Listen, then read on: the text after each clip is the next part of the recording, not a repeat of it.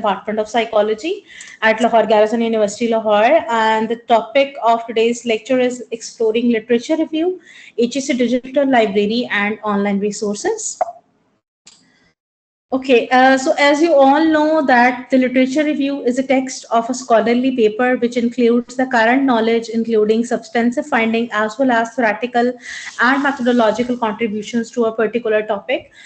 So basically, as I believe that all of you are associate professors and you are, mashallah, very senior people. So it is not a lecture, it is just an interactive session in which in first 1 hour, I will give us overview of the literature review, and basically I will be discussing about the online databases and HEC Digital Library because this is something new, HEC Digital Library. All of you are aware with the literature review, but I hope that the HEC Digital Library is something that is new to you, or maybe some of you might already know about this. So जो basic purpose है इस lecture का वो सिर्फ ये है कि आपको इस चीज़ से अवेयर किया जा सके कि जहाँ पर हम ये बात कर रहे हैं कि हमें लिटरेचर रिव्यू ढूंढना हमारे लिए मुश्किल है, बहुत सारी साइट्स पेड हैं, so from where we should gather literature review. तो इस तरह की सारी चीज़ों के लिए इट इज़ वेरी इंपॉर्टेंट कि हम डिस्कस करें कि हाउ दिस इज इम्पॉर्टेंट कि आप जो है कहाँ से किन साइट से आप फ्री ऑफ कॉस्ट जो है लिटरेचर रिव्यू ले सकते हैं. Still there are so many sites जहां से आप लिटरेचर रिव्यू को गैदर कर सकते हैं. So first I will talk about the online databases. Familiarize yourself with online databases, see library resources, identifying relevant databases in your field of studies. अच्छा, अब जब आप डेटाबेसेस की बात करते हैं ना लिटरेचर रिव्यू के, जो फर्स्ट हमारे टॉपिक का फेज है online resources, literature review, exploring literature review and online resources. अच्छा, जब हम उसमें बात करते हैं ना तो सबसे पहले तो हमने अपने आप को ऑनलाइन डेटाबेसेस के साथ फेमिलियराइज करना होता है. ऑनलाइन डेटाबेसेस क्या है हमारे पास? जनरली गूगल स्कॉलर है, साइंस डायरेक्ट है, रिसर्च गेट है, बहुत सारी इस तरह की जो हमारे पास फर्ल है. These are the databases which are available, और कुछ आपके पास अपनी लाइब्रेरी की रिसोर्सेज हैं. Then there are so many repositories. तो basically you are required to familiarize yourself with all the online resources which are available to you. अच्छा, पहले थोड़ा सा ये होता था कि जब हमारे पास ज्यादातर हम लोग लाइब्रेरीज में जाते थे लिटरेचर इकट्ठा करने के लिए, पुराने थीसिस के लिए, या और बहुत सारे बुक्स वगैरह लेने के लिए. बट अभी करंट सिचुएशन के अंदर we have lot of online data available. So उसमें जो चीजें इंपॉर्टेंट हैं उसमें कुछ तो आपके पास है ना, जैसे गूगल स्कॉलर है. गूगल स्कॉलर के अंदर आप जब टाइप करते हैं कोई भी आर्टिकल तो उसके ऊपर सारी रेलिवेंट इन्फॉर्मेशन निकल आती है, और उसके अंदर फिर आपके पास ऑप्शंस होती है. मैं भी आपको खोल के भी दिखाती हूँ. यू कैन सी के जो गूगल स्कॉलर में अगर एक ही टॉपिक के ऊपर 10 रिसर्चेस हैं, सो उसमें से कौन सी रिसर्च कितनी ज्यादा जो है वो रेलिवेंट है, कौन सी रिसर्च कितनी ज्यादा साइट हुई हुई है. So you have all that kind of data, तो आप उसमें से निकाल सकते हैं रिसर्चेस को. देन आपके पास आ जाते हैं पाकिस्तानी यूनिवर्सिटीज एब्स्ट्रैक्ट्स. अच्छा, this is very very important, जिस पार्ट को हम बहुत ज्यादा लिटरेचर रिव्यू में इग्नोर करते हैं. जब हम स्टूडेंट्स को कहते हैं कि आप लिटरेचर रिव्यू लेके, अच्छा मैं बहुत ज्यादा लिटरेचर रिव्यू होता है क्या उस पर बात इसकी नहीं करी, because I believe that you all are associate professors and you know what is literature review. And basically the focus of the today's topic is on how to search the literature review, how can we find the literature review that is available free of cost. So Pakistani universities के जो abstracts होते हैं, why they are important, because sometimes when you are writing your literature review तो आपको उसके अंदर indigenous literature लिखने की जरूरत पड़ती है.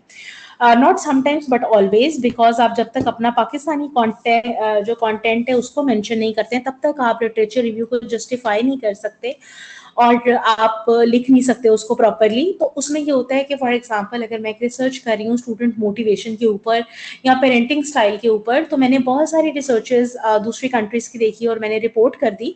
But what about the Pakistani researches के पाकिस्तान में पेरेंटिंग कैसे है, पाकिस्तान की जो पेरेंटिंग है that is quite different from the western countries. तो मुझे पाकिस्तान की पेरेंटिंग के लिए पाकिस्तान से रिसर्चेस चाहिए. अच्छा, हमारा डिलेमा पाकिस्तान में ये है कि हम बहुत ज्यादा पब्लिकेशंस नहीं करते. अनफॉर्चुनेटली हमारे पास पब्लिकेशंस बहुत ज़्यादा नहीं होती हैं। हमारे बच्चे यूजुअली थीसिस करते हैं और वो अलमारियों में बंद रहते हैं, कुछ पब्लिश कर लेते हैं, कुछ नहीं करते। तो लेकिन जो हमारी एब्स्ट्रैक्ट बुक्स होती हैं, वो रेगुलरली मोस्टली यूनिवर्सिटीज़ के अंदर पब्लिश होती हैं। उस एब्स्ट्रैक्ट बुक में ये होता है कि अगर फॉर एग्ज़ाम्पल ईयर 2023 से 2024 तक जितने भी स्टूडेंट्स ने थीसिस किए हैं, लेट्स सपोज़ 50 थीसिस हुए हैं, 100 थीसिस हुए हैं, उन सबके एब्स्ट्रैक्ट जो हैं, वो अवेलेबल होते हैं लाइब्रेरी के अंदर। सो वो एब्स्ट्रैक्ट्स देखकर आप आइडिया लगा सकते हैं कि किस तरह की रिसर्च हुई है, उसकी फाइंडिंग्स क्या है। And as you all know कि एब्स्ट्रैक्ट के अंदर बेसिक इन्फॉर्मेशन ज़रूर होती है कि ऑब्जेक्टिव क्या था रिसर्च का, क्या उसके रिसर्च डिज़ाइन थे, सैम्पल क्या था, रिजल्ट्स क्या आए, क्या उसकी कंक्लूडिंग है, वो सारा कुछ अवेलेबल होता है। तो एक आइडिया लेने के लिए, अपनी रिसर्च में रिपोर्ट करने के लिए, वो सारी एब्स्ट्रैक्ट्स जो है ना, वो अवेलेबल लाइब्रेरीज के अंदर मौजूद होते हैं पाकिस्तानी यूनिवर्सिटीज़ की। तो वहाँ से भी आप एक जो है आइडिया बिल्कुल ले सकते हैं, और स्टूडेंट्स को स्पेशली उनके केस में आप गाइड कर सकते हैं जब बच्चे कहते हैं कि हमें इंडिजिनस लिटरेचर रिव्यू नहीं मिलता, हमें और इन्फॉर्मेशन नहीं मिलती, हमारे लिए लिटरेचर रिव्यू गैदर करना बड़ा मुश्किल है। तो वहाँ पर आप उनको गाइड कर सकते हैं कि this is something you can find indigenous literature review, और आपको जाने की भी जरूरत नहीं होती, बिकॉज मोस्टली जो एब्स्ट्रैक्ट बुक्स हैं दे आर ऑनलाइन। अच्छी यूनिवर्सिटीज़ में, जैसे पंजाब यूनिवर्सिटी, GC, कायद अज़म यूनिवर्सिटी, UMT है, बहुत सारी और यूनिवर्सिटीज ने पूरे अपनी एब्स्ट्रैक्ट बुक्स जो है दे आर अवेलेबल ऑनलाइन। अच्छा, उसके बाद हम आ जाते हैं HEC नेशनल डिजिटल लाइब्रेरी, जो कि आज के टॉपिक का बहुत मेन फोकस है, बिकॉज HEC वांट्स के जी हमारी जो कॉलेज की फैकल्टी है उसको भी पता चले कि HEC की जो डिजिटल लाइब्रेरी है वो किस तरह से एक्सेस देती है कॉलेज टीचर्स को, और कितने ज़्यादा रिसोर्सेज वहाँ पे फ्री ऑफ कॉस्ट अवेलेबल हैं जो कि आप यूज़ कर सकते हैं। बहुत सारी ई बुक्स उसके ऊपर अवेलेबल हैं, साइट्स हैं बहुत सारी, और 75,000 नंबर ऑफ इलेक्ट्रॉनिक कंटेंट जो है ना उसके ऊपर HEC की डिजिटल लाइब्रेरी के ऊपर जो है वो अवेलेबल है। अच्छा, so this is the link to the HEC digital library. Now I will move to the HEC digital library, just give me a minute, और मैं उसकी वेबसाइट के ऊपर जो है वो मूव करती हूँ।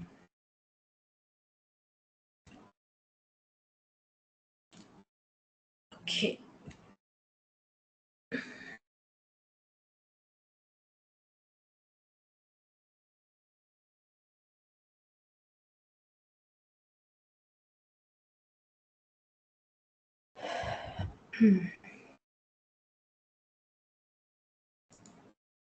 अच्छा जी, मुझे प्लीज कंफर्म कीजिएगा, आपको HEC डिजिटल लाइब्रेरी की साइट नजर आ रही है?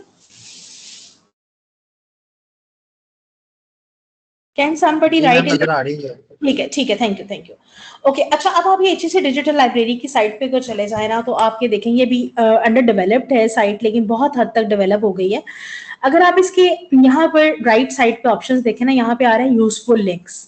यूजफुल लिंक्स में आप पहला लिंक खोल लेना, that is E database. E database पे जब आप क्लिक करेंगे ना, तो अब यहाँ now you have the so many databases in this page, और इस पेज के ऊपर इतने सारे डेटाबेसेस हैं जहां पर आपको बहुत सारी इंफॉर्मेशन मिल जाएगी। फॉर एग्जांपल, ये सब्जेक्ट स्पेसिफिक है, ये प्रीमियम रिसोर्सेज फिजिक्स के, केमिस्ट्री के, फिर इसी तरह से इंजीनियरिंग के, फिजिक्स के, ये जे स्टोर के बहुत सारे पढ़े हैं, एनुअल रिव्यूज। इनमें से मोस्टली जो है ना they are free of cost, और जो कि कोई भी खोल सकता है। एंड देयर आर सम जिसकी एक्सेस यूनिवर्सिटीज के पास होती है। फॉर एग्जांपल, अगर आपका कॉलेज पंजाब यूनिवर्सिटी से एफिलिएटेड है, तो you are eligible to have access of these features. आप इस पर क्लिक करेंगे, और यहाँ पर ये एक्सेस URL है, आप इसको खोलेंगे तो इसके अंदर बहुत सारी जो है फ्री आपको जर्नल्स, बहुत सारी बुक्स, वो चीज़ें जो है वो यहाँ पर अवेलेबल है। अच्छा, अब आप अगर ये देखें ना, इसी तरह से बहुत सारी हैं जो कि ऐसी बनी हुई हैं रिसोर्सेज, जहां पर आपको सारी डेटाबेसेस हैं जिसके अंदर बहुत सारे थीसिस मौजूद हैं, बहुत सारी बुक्स मौजूद हैं। ठीक है, अगर आप बैक साइड पे जाए ना, तो आप यहाँ पे देखें एलिजिबिलिटी क्राइटेरिया का एक कॉलम है, यहाँ ये मैं आपको दिखाना चाहूंगी। अच्छा, HEC ये लिख रहा है कि ये कौन एलिजिबल है, क्योंकि बहुत सारे हमारे जो कॉलेज के टीचर्स हैं ना, उनके जहन में क्वेश्चन आता है, और वो कहते हैं कि हमारे जहन में ये बात होती है कि शायद कॉलेज के टीचर्स के पास ये फैसिलिटीज अवेलेबल नहीं है। But fortunately and good news is के जितने भी हमारे public and private sector colleges हैं ना, जो कि हमारे यूनिवर्सिटी से एफिलिएटेड हैं, HEC recognised, they are all eligible to access the HEC digital library website. और इसमें आप इसका क्राइटेरिया पढ़ें तो इसमें कौन कौन एलिजिबल है: public and private sectors degree awarding universities and institutions, departments and libraries on the HEC list of recognised institutions. ठीक है, ये सारी होगी universities and institutions. constitute institutes of the HEC recognized university, non-profit research institutes, higher education colleges, यहाँ पे आप लोग fall करते हैं। HEC क्लियरली अपनी वेबसाइट के ऊपर लिख रहा है कि हायर एजुकेशन के जो कॉलेजेस हैं they are eligible to take part in this, और वो इसका बिल्कुल डिजिटल लाइब्रेरी का फायदा उठा सकते हैं, because all the colleges are affiliated with some of the universities, और आप किसी यूनिवर्सिटी से एफिलिएटेड हैं तो आपके पास इस सारी डिजिटल लाइब्रेरी की एक्सेस है। देन टीचिंग हॉस्पिटल्स, फिर एनजीओज, और किसको एक्सेस नहीं है? Universities which are not recognised by HEC, military institutions को नहीं है, एटॉमिक और न्यूक्लियर रिसर्च इंस्टीट्यूशंस को जो है एक्सेस नहीं है, ठीक है, तो वो इन लोगों को एक्सेस नहीं है। तो मेक श्योर कि you are eligible for these जितनी भी रिसोर्सेज हैं इसके ऊपर। फिर आप इसी तरह से ई बुक्स के लिंक पे क्लिक करें तो यहाँ पर बहुत सारी ई बुक्स की जो लिंक्स हैं वो उन्होंने दिए हैं। इसमें से मोस्टली तो ऐसे हैं जो कि आप घर बैठ के भी खोलेंगे ना, whether you are a part of any university और नॉट, तो वो खुल जाएंगे। लेकिन बहुत सारे ऐसे हैं जो सिर्फ आप अगर एक एफिलिएटेड कॉलेज से ताल्लुक रखते हैं जिसकी यूनिवर्सिटी HEC रिकग्नाइज्ड है तो आप उसको यहाँ से आराम से ओपन कर सकते हैं। देन फिर एक ओपन एक्सेस का कॉलम है। ओपन एक्सेस का जो कॉलम है वो बेसिकली सबके लिए, आप किसी यूनिवर्सिटी कॉलेज का पार्ट है या नहीं है, यू कैन ओपन दिस। अब जैसे हमारे पास कॉलेजेस में स्पेशली जो बच्चे आते हैं उनमें से बहुत सारे बच्चों के पास लैपटॉप्स नहीं होते या घरों में यूज कर रहे होते हैं लैपटॉप्स, तो उनको अगर हम ये कह भी दें कि आप कॉलेज या यूनिवर्सिटी की लाइब्रेरी में बैठ के करें तो sometimes it becomes impossible, because सारे स्टूडेंट्स के पास कॉलेज के आई एम श्योर लैपटॉप नहीं होता अगर हम ग्राउंड रियलिटीज को देखें। तो यहाँ पर कुछ ऐसे भी HEC ने ओपन एक्सेस रिसोर्सेज दी है कि जहां पर भी आप बैठे हैं, आप घर बैठे हैं, आप कहीं पर भी बैठे हैं, आप बैठ के एक्सेस कर सकते हैं उसको। अब आप ओपन एक्सेस जर्नल्स के ऊपर क्लिक करेंगे तो यहाँ पर जितने जर्नल्स आ रहे हैं they are all open access journals. अब आप नीचे जाते जाएं, American medical association, analytical chemistry, आप केमिस्ट्री वाले हैं दे कैन ओपन दिस, और इसके अंदर जितने आर्टिकल्स हैं they are free of cost. इसी तरह से ये बिहेवियर एंड ब्रेन साइंसेज है। अब लेट्स सपोज आप इसको खोलें तो इसके अंदर जितने भी आपके पास आर्टिकल्स होंगे they are free of cost, they are openly available, और आपको बिल्कुल इसमें कोई प्रॉब्लम नहीं है, कोई रिस्ट्रिक्शन नहीं है, कुछ नहीं है। और ये आप देखें यहाँ पर आपके पास ये सारा जो है ये खुल जाएगा। आप इसके इश्यूज जो हैं, accepted manuscript, latest volumes, all volumes में आप जाएंगे तो सारे वॉल्यूम्स उसके खुल जाएंगे, ठीक है। ये कुछ ओपन एक्सेस हैं जो कि आप सारे आराम, ये फॉर एग्जांपल वॉल्यूम 47 है 2024 का, आप इसको क्लिक करें। अभी नेट थोड़ा सा ना स्लो चल रहा है तो आप ये देखें, ये आपके पास ये आर्टिकल है, ठीक है, ये सारे आर्टिकल्स आपके पास लिखे हैं। जो आर्टिकल आप पढ़ना चाहें वो आप खोल के इसको पढ़ सकते हैं। तो यहाँ पर जो ओपन एक्सेस में है वो तो सबके लिए फ्री है ना, whether you are a part of college और यूनिवर्सिटी और नॉट, ये सबके लिए फ्री है, ठीक है। बाज़ दफ़ा ऐसा होता है कि हमारे बच्चे जब डिग्री करके चले जाते हैं ना तो वो कहते हैं कि now we want to add something to in our literature review to improve that, और फिर वो उस टाइम पे एक एक्सक्यूज आपको देते हैं कि हमारे पास तो अब हम घर चले गए, अब तो हमारे पास एक्सेस ही नहीं है। तो you need to tell your students that कि lot of material is available on HEC website, जहां से वो इस सारी को देख सकते हैं। ये मैंने देखें सर थोड़ा सा नीचे किया, अगर आप इसको स्क्रॉल करते जाएंगे ना तो there are thousands of free journals and sites which are considered as जो डिजिटल लाइब्रेरी है उसको वहां पर आप इसको देख सकते हैं और बहुत सारे आपको फ्री आर्टिकल्स मिल जाएंगे। देन ई बुक्स हैं, फिर ओपन एक्सेस ई बुक्स की आप ई बुक्स को खोलें और इसमें सारी जो है आप खोलेंगे तो यहाँ पर हर यूनिवर्सिटी ने अपनी कुछ जो है e books free of cost यहाँ पे रखी हुई है, आप इसको खोल के पढ़ सकते हैं। ये पहले बहुत ज्यादा अवेलेबल नहीं थी, जब यहाँ पर आया कोविड आया तो कोविड के अंदर बहुत सारी यूनिवर्सिटीज ने अपनी जो बुक्स थी और बहुत सारे जर्नल्स थे वो free of cost online publish कर दिए कि यहाँ से स्टूडेंट्स आराम से पढ़ सकें। तो सारे नहीं लेकिन बहुत सारे यहाँ पे आप देखें साइट्स और सारी जो कैटलॉग्स हैं उसके अंदर और फ्री डिजिटल लाइब्रेरी की जो आर्टिकल्स हैं they are available and books available हैं, वो आप खोलें और उसको आप पढ़ सकते हैं। तो आपके पास बेसिकली ये जो ओपन एक्सेस वाला यूजफुल लिंक है ना, इसको आप स्टूडेंट को रिकमेंड करेंगे तो you will get lot of information on this. अच्छा, इसमें बहुत सारा कुछ आपको फ्री मिल जाएगा। देन आप थोड़ा सा और नीचे आए तो एक और इंपॉर्टेंट लिंक्स का आपको यहाँ पे नजर आएगा। अच्छा, ये बड़ा एक इंटरेस्टिंग सा है इंपॉर्टेंट लिंक्स। यहाँ पे आपको सबसे पहला नजर आ रहा है पाकिस्तानी रिसर्च रिपोजिटरी। अच्छा, आई एम श्योर आपको रिसर्च रिपोजिटरी का पता होगा, जिनको नहीं पता मैं बता देती हूँ। रिसर्च रिपोजिटरी में बेसिकली आपके इंस्टीट्यूशन के या आपकी कंट्री के जितने थीसिस होते हैं वो पड़े होते हैं। अच्छा, अभी वो लिख रहे हैं कि HEC library is working under NAHE अभी ये थोड़ा सा इसके ऊपर काम भी हो रहा है, लेकिन बहरहाल जब आप इसको खोलेंगे ना, अब यहाँ पर इस वक्त हर सब्जेक्ट के PhD के थीसिस पड़े हुए हैं। अगर मैंने PhD की है तो मेरा भी PhD का थीसिस इसमें पड़ा होगा। अब आप यहाँ पे देखें तो नेचुरल साइंसेस के अंदर 3533 थीसिस पड़े हुए हैं, ठीक है। और इसको आप अगर खोलें तो आप इसके अंदर देखेंगे कि या आप टाइटल देखते जाएं, द केमिस्ट्री ऑफ यूरिया, ठीक है, population dynamics, coherent control of the goose, studies on the पता नहीं, this is not my subject so I don't know the names of the chemicals, but बहरहाल मैं आपको ये बता रही हूँ कि ये आप साइड पे देखें तो केमिस्ट्री एंड अप्लाइड साइंसेज के 880 थीसिस PhD के पढ़े हैं, बायो के, प्लांट्स के, मैथमेटिक्स के, केमिस्ट्री के, these are only from the natural sciences, ठीक है। और इसी तरह से आप अगर सोशल साइंसेज पे आ जाएं तो 1541 थीसिस सोशल साइंसेज के AGC की रिपोजिटरी में पड़े हुए हैं।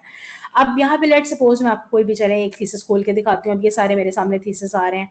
लेट सपोज मैं ये कहती हूँ कि रिलेशनशिप ये 2012 में चले, तो बहुत ही पुराना है, कोई नया खोल लेते हैं, आर्टिकल 2018 का खोल लेते हैं। अच्छा, दिस इज फॉर इम्प्लीकेशंस। चले लेट सपोज कोई भी आपने खोल लिया आर्टिकल, ठीक है।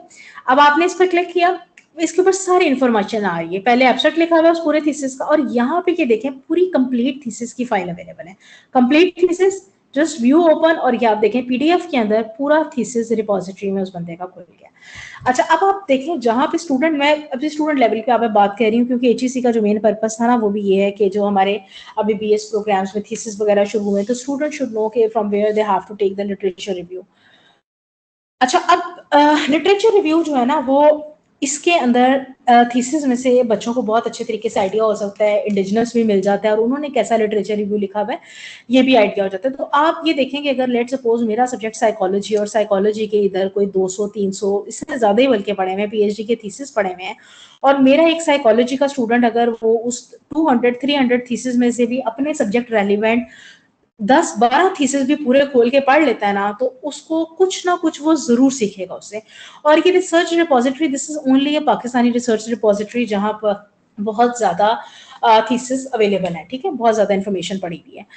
अब what about the other repositories जो कि दूसरी कंट्रीज की हैं, उनमें भी इतनी ज्यादा आपको मिलेंगी रिपोजिटरीज, जैसे आप हार्वर्ड की यूनिवर्सिटी की रिसर्च रिपोजिटरी खोल लें आपको वहाँ उनके थीसिस मिल जाएंगे, आप स्टैनफोर्ड की खोल लें आपको उनके थीसिस मिल जाएंगे।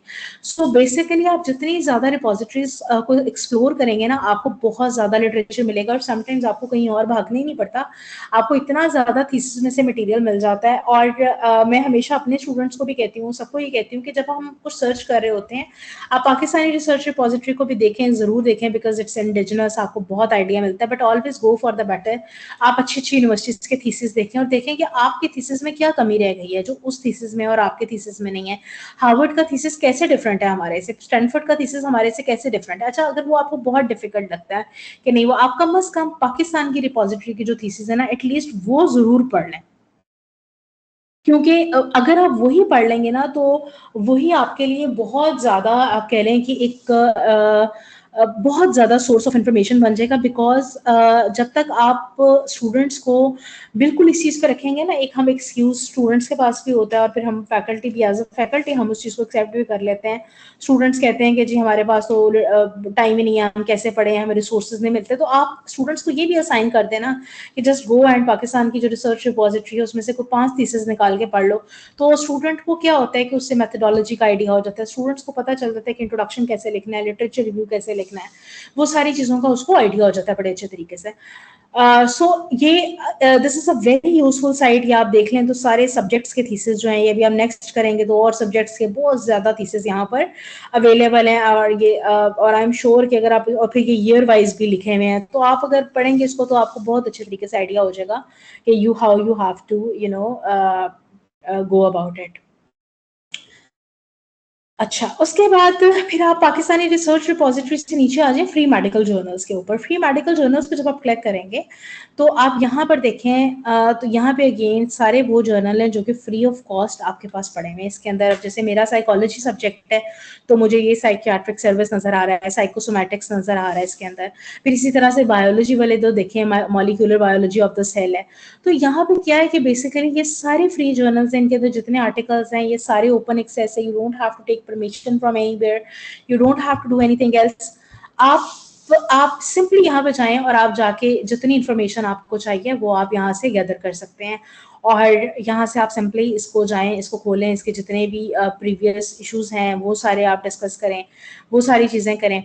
तो ये यहाँ पर आप देखो तो यहाँ पर ये करंट इशू भी है, व्यू दिस इशू, फिर प्रीवियस इश्यूज भी हैं, सारे इश्यूज जो है ना वो यहाँ पे अवेलेबल है। ये देखिए, अब ये जैसे ये एक आर्टिकल है, इसके आप पीडीएफ पे क्लिक करेंगे तो आपके सामने पीडीएफ खुल जाएगा और पीडीएफ के अंदर पूरा आर्टिकल अवेलेबल है। तो this is something you can use for taking lot of information on the literature review section, ठीक है।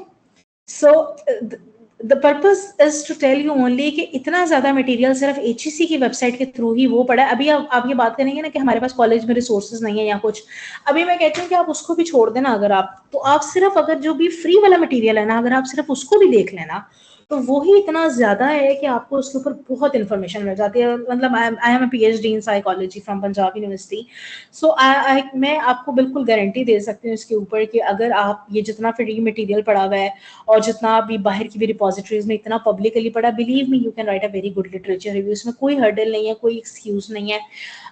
जब मैंने पहले भी लेक्चर किया तो मुझे कुछ फीडबैक ये मिली कि जी हमारे तो कॉलेज में जो है बिल्कुल भी कोई फैसिलिटेशन नहीं है, हमारे पास रिसोर्सेज अवेलेबल नहीं होते, हम कॉलेज में कहाँ से जो है इस चीज़ को एक्सप्लोर करें। सो मैं इस चीज़ से बिल्कुल एग्री करती हूँ कि हमारे लैक ऑफ रिसोर्सेज जो है ना, it's not only in college बल्कि यूनिवर्सिटीज हर जगह पे लैक ऑफ रिसोर्सेज हैं। पाकिस्तान में भी बहुत सारे हैं, लेकिन हमने what we can do is, अगर हम एक कॉन्टिन्यूसली इस चीज़ के ऊपर रहेंगे ना कि हमारे पास रिसोर्सेज नहीं है, हम कर नहीं सकते, तो हम नहीं कर पाएंगे। We could not move, we could not take a single move, you know. तो आप खुद से अपने लेवल पे तो स्टेप लेना, जो आप कर सकते हैं एटलीस्ट वो तो करें ना कम से कम। तो अपने लेवल के ऊपर स्टेप लेना बहुत इंपॉर्टेंट है, वो आप लें जरूर। और वो स्टेप लेने के बाद आप देखेंगे किस लेवल तक आप देखें, कुछ नहीं भी ना, अगर जितनी चीजें भी मैंने आपको यहाँ पे बताई हैं कि ऑनलाइन जो रिसोर्सेज हैं, ये एचईसी की वेबसाइट से आप ये सारा कुछ उठा सकते हैं, अगर आप इतना ही अपने स्टूडेंट्स को बता देना तो आप बिलीव करें कि आपने 70% उनकी थीसिस में उनकी हेल्प कर दी। 70% they will be able to gather information from there. बाकी हमारे फिर फर्दर एक्सेस मिलना ना मिलना वो अगेन जाहिर है आपकी फैसिलिटीज पे और रिसोर्सेज पे डिपेंड करता है।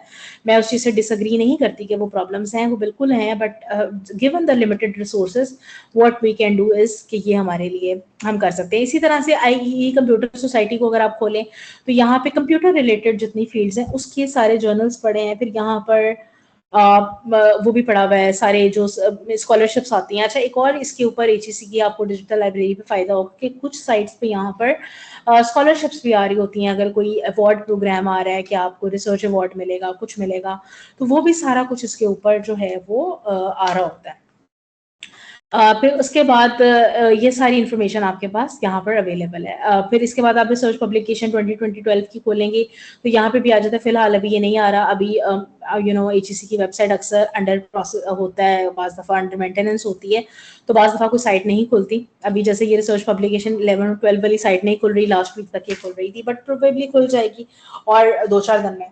तो इस तरह की चीजें होता है। लेकिन जितना आपके पास यहाँ पर ओपन एक्सेस रिपोजिटरीज और जर्नल्स, फ्री जर्नल्स के अंदर मटेरियल है, वो आप definitely you can use and you can read lot of article and you can take lot of literature review from there.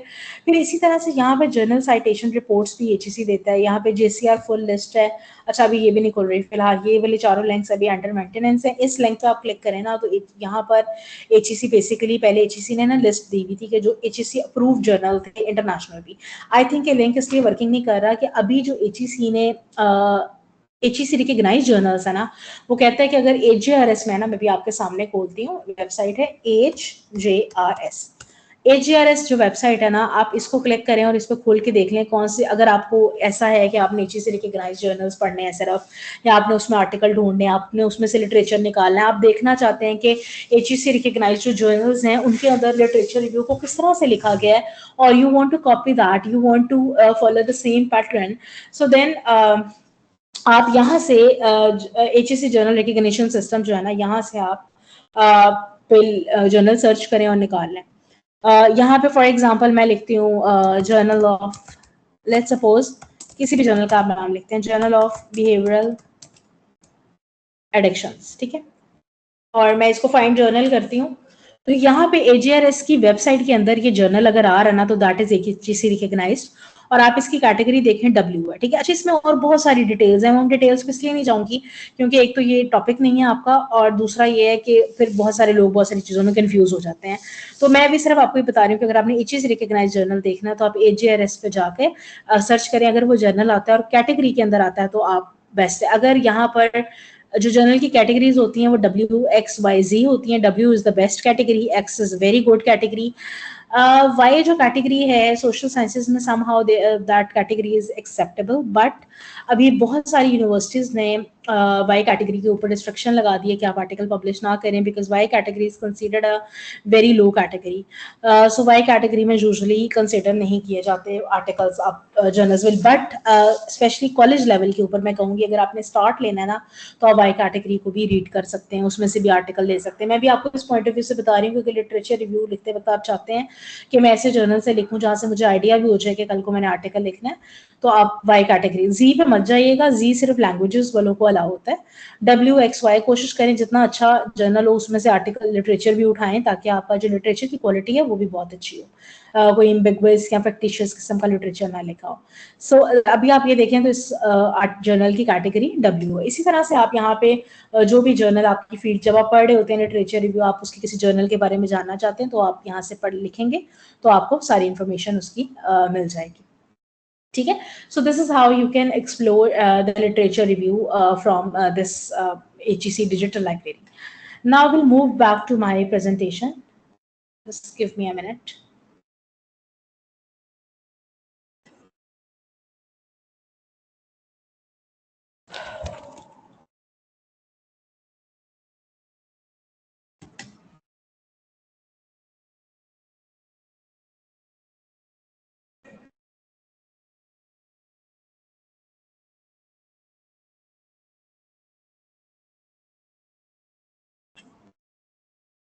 Okay, अच्छा जी, मेरी स्क्रीन विजिबल है, kindly मुझे बताइएगा। यस मैम, विजिबल है। ठीक है, थैंक यू। ओके, अच्छा जी, digital library की हमने बात कर ली। अच्छा, फिर इसी तरह से ओपन रिसोर्सेज की मैंने बात कर ली। Open access literature is digital literature that is available on the web free of charge and free of most copyright and licensing restrictions. Committing to open access requires dispensing with the financial, technical, and legal barriers that are designed to limit access to the scientific research articles to paying customers.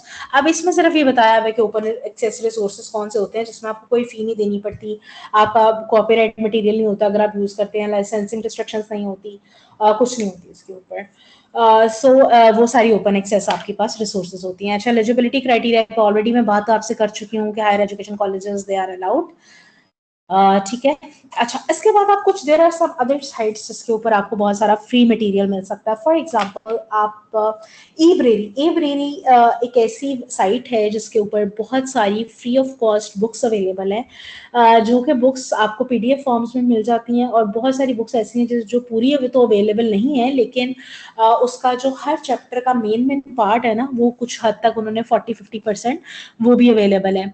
कुछ, लेकिन mostly book यहाँ से आपको free भी मिल जाती हैं, और उनमें से कुछ बुक्स ऐसी हैं कि if you are a member of the Punjab university library या फिर किसी भी और यूनिवर्सिटी की, जैसे आप एफिलिएटेड हैं और आप उसके मेंबर हैं, आपकी एफिलिएशन है कॉलेज के साथ, तो आपको फ्री ऑफ कॉस्ट वो भी बुक्स मिल जाती हैं बहुत सारी। तो ई-ब्रेरी बहुत बड़ी एक साइट है बुक्स की। मैंने अभी ये देखा है थोड़ा सा रिसेंटली ना एक ट्रेंड कम हो गया कि students they are not focused on books, they just focus on taking material from the journals and all these sites, but books are very important when you are writing introduction chapter. एक बहुत general सा trend मैंने देखा है students के अंदर और हमारे लोग रिसर्चर्स के अंदर कि हम जो यूजुअली इंट्रोडक्शन भी लिख रहे होते हैं ना, हम इंट्रोडक्शन भी आर्टिकल्स में से ही मोस्टली किसी का लिखा हुआ उठा लेते हैं। So it is very important to read the books for the introduction, ताकि आपको बुक्स से सारी डोमेन्स पता चलें। I remember when I was doing my masters in 2009, at that time there was no concept कि आप जर्नल्स में से इंट्रोडक्शन उठाएं। मुझे याद है थीसिस के टाइम पे हम लोग बुक्स पढ़ते थे कि जैसे थेरीज डालनी होती थी ना लिटरेचर रिव्यू में, तो हम बुक से थेरीज निकालते थे और हम बुक से पढ़ते थे बहुत थॉरली। अभी स्टूडेंट्स थोड़ी सी आसानी ढूंढते हैं और वो एक आर्टिकल निकालते हैं, उस आर्टिकल में जिसने जो थ्योरी उसने कोट की होती है वही बच्चे उसमें लिख देते हैं। तो you know there is a difference. तो ये सारी चीज़ें चल रही हैं, लेकिन आप कोशिश करें कि स्टूडेंट्स को बुक्स की तरफ ज़रूर इंकरेज करें, क्योंकि जो बुक्स हैं उसमें से भी आपको बहुत सारा मटेरियल रिसर्च रिलेटेड मिल जाता है, और आपकी रिसर्च के अंदर वो हेल्पफुल होता है, तो वो आप ज़रूर उठाएं। और 1999 में बेसिकली ई-ब्रेरी साइट बनी थी, और ई-ब्रेरी जो साइट है उसके ऊपर बहुत सारी बुक्स अवेलेबल है, लेकिन ज़्यादातर इसमें से जो है वो फ्री ऑफ कॉस्ट हैं, कुछ सिर्फ जो है वो आपको नहीं मिलेंगी। So keep this site in your mind. की वैसे मैंने प्रेजेंटेशन भी I have shared with the admin, तो आपको प्रेजेंटेशन भी मिल जाएगी ताकि आपको याद रहे कि कौन कौन सी जो बुक्स हैं वो इसमें इन्वॉल्व है। Then McGrath Hill collection, sorry McGraw Hill, अच्छा मैकग्रा हिल जो है ना that is a paid website, लेकिन अगर आप HEC की डिजिटल लाइब्रेरी की एक्सेस आपके पास है थ्रू योर कॉलेज और योर इंस्टीट्यूशन, तो आपके लिए मैकग्रा हिल कलेक्शन जो है that is available to you, and you can take a lot of material from these sites. और जो स्प्रिंगर लिंक है वो एक्सेस देता है आपको 503 फुल टेक्स्ट स्प्रिंगर जर्नल्स की and 738 full text journals formally published. ठीक है, तो इसमें जो स्प्रिंगर लिंक है इसमें भी कोई 1000 के करीब जर्नल्स, 1000 जर्नल्स का मतलब है कि हर जर्नल के अंदर बहुत सारे वॉल्यूम्स और उन वॉल्यूम्स के आगे बहुत सारे इश्यूज। फॉर एग्जांपल अगर एक वॉल्यूम, एक जर्नल में 10 वॉल्यूम्स हैं और हर वॉल्यूम के 10 इश्यूज है, तो यू कैन इमेजिन कि how many articles you can read from the single journal. तो अगर 1000 के करीब जर्नल्स स्प्रिंगर लिंक के अंदर हैं, तो वो सारे अगर आप, if you are affiliated with the university और योर कॉलेज इज एफिलिएटेड, तो आपके लिए बहुत इजीली आप उसको ले सकते हैं। अदरवाइज मैकग्रा हिल को अगर आप इंडिविजुअल लेवल पे इनकी कोई बुक या कुछ चीज खरीदने की कोशिश करते हो तो दैट इज एक्सपेंसिव और वो पेड होती है। So it is one of the world's leading information service for science, technical and medical journal. Specially जो लोग साइंस से बिलोंग करते हैं ना, केमिस्ट्री, फिजिक्स, बायो, उनके लिए स्प्रिंगर लिंक के ऊपर बहुत ज्यादा जर्नल्स अवेलेबल है। फिर इसी तरह से एल्सवेयर साइंस डायरेक्ट की, आई एम श्योर आप में से बहुत सारे लोगों ने साइंस डायरेक्ट की वेबसाइट देखी होगी। अच्छा, साइंस डायरेक्ट पे भी there are some articles and book chapters which are open access, और उनके ऊपर ना एक ग्रीन कलर का आगे से ना लॉक बना होता है। अगर वो ग्रीन कलर का होता है इट मींस होता है कि वो ओपन एक्सेस है। तो कुछ ऑथर्स ने फी पे की होती है कि उनके आर्टिकल को ओपन एक्सेस कर दिया जाए, तो उनका ओपन एक्सेस होता है, और कुछ जो है वो ओपन एक्सेस नहीं होता, वो रिस्ट्रिक्टेड होता है। तो अगर आपको ओपन एक्सेस चाहिए तो उसमें बस बात फिर ये है कि अगर आपका इंस्टीट्यूशन एफिलिएटेड है तो आपको सारे ओपन एक्सेस मिल जाएंगे, अगर नहीं तो जो ओपन एक्सेस अवेलेबल है उसके अंदर से आप वहां से ले सकते हैं। साइंस डायरेक्ट जो is basically it is a leading full text scientific database, जिसके अंदर आप कह लें कि 2500 पीयर रिव्यूड जर्नल्स जो हैं वो हैं और 11,000 बुक्स हैं। तो इतना ज्यादा मटेरियल उसके अंदर है। और आई नो साइंस डायरेक्ट में बहुत सारे आर्टिकल्स ऐसे हैं जो कि पेड हैं, उसमें बहुत कम अनपेड आर्टिकल्स हैं। तो अब जैसे हम पंजाब यूनिवर्सिटी की लाइब्रेरी में अगर जाके बैठते हैं ना, तो वहाँ पर हमें ये सारे आर्टिकल फ्री ऑफ कॉस्ट मिल जाते हैं, क्योंकि उन्होंने HEC से इसकी एक्सेस ली है। तो आपको पेमेंट करनी पड़ती है, और उसमें जितने हमारे जो कॉलेजेस हैं if they are affiliated with that particular university, तो उनके पास भी वो एक्सेस अवेलेबल है। और जो science direct is basically a part of Elsevier, and उसके जो हेडक्वार्टर्स है they are in Amsterdam Netherlands, and the company is the world's largest scientific, technical, and medical information provider and publishes over 2,000 journals as well as books and secondary databases. सो जो science direct है वो एक leading electronic collection है scientific journals की, और उसके बाद ये इसकी हाई क्वालिटी है बहुत ज़्यादा कंटेंट की और सारी चीज़ों की। So basically it is very very useful. Then Emerald है, एमरल्ड जो है वो एक ग्लोबल पब्लिशर है linking research and practice to the benefit of the society. Emerald के अंदर भी बहुत सारे जर्नल्स मौजूद हैं, पोर्टफोलियोज मौजूद हैं, ई बुक सर्विसेज मौजूद हैं, जिसके अंदर से आप बहुत सारा मटेरियल जो है वो ले सकते हैं, बहुत सारी उसमें भी अवेलेबल है। लेकिन ये जितनी मैंने अभी आपसे साइट डिस्कस की है ना, मैकग्रा हिल है, एमरल्ड है, और इसके अलावा साइंस डायरेक्ट है, ये ई-ब्रेरी में तो खैर बहुत सारी बुक्स फ्री अवेलेबल है, लेकिन ये जो लेटर मैंने आपसे डिस्कस किया ना, इनमें से मोस्टली वो हैं जो कि आपको इसमें से पेड हैं। काफ़ी कुछ फ्री मिल जाती हैं, जो फ्री मिल जाती हैं वेल एंड गुड, वो आप ले लें। अगर कोई आर्टिकल आपका ऐसा है जो कि फ्री ऑफ कॉस्ट अवेलेबल नहीं है, तो देन आप वो आर्टिकल आपको देखना पड़ता है। अच्छा, उसके लिए मैं आपको एक और टिप भी देती हूँ। बाज़ दफ़ा इन साइट्स पे जो आर्टिकल्स पब्लिश हुए होते हैं ना, जैसे साइंस डायरेक्ट पे है, या फिर मैकग्रा पे है, या पे एल्सवेयर पे कई आर्टिकल्स हैं, और वो article free of cost available नहीं है। अच्छा, आपने क्या करना है कि आप सबने ना अपना अकाउंट बनाना है रिसर्च गेट के ऊपर। आप अपना भी बनाएं, अपने स्टूडेंट्स का भी बनाएं। रिसर्च गेट पे क्या है, आप में से आई एम श्योर बहुत सारे लोग फेमिलियर होंगे, जो नहीं है उनको मैं बता देती हूँ। रिसर्च गेट इज लाइक जैसे कि लिंक्डइन है ना, लिंक्डइन के ऊपर आप अपनी प्रोफाइल बनाते हैं, इसी तरह आप अपने कनेक्ट जो लोग होते हैं उनसे कनेक्ट करते हैं। इसी तरह से रिसर्च गेट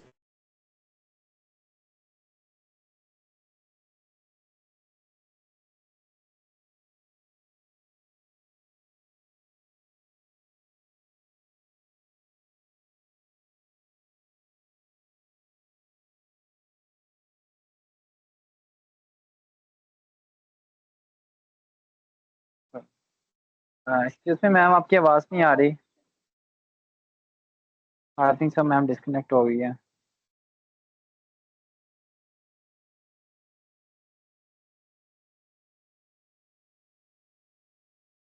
जी टीचर्स वेट करें, मैं मैम से पता करता हूँ, चेक करता हूँ क्या इशू है। आई थिंक सब मैम डिस्कनेक्ट हो गई।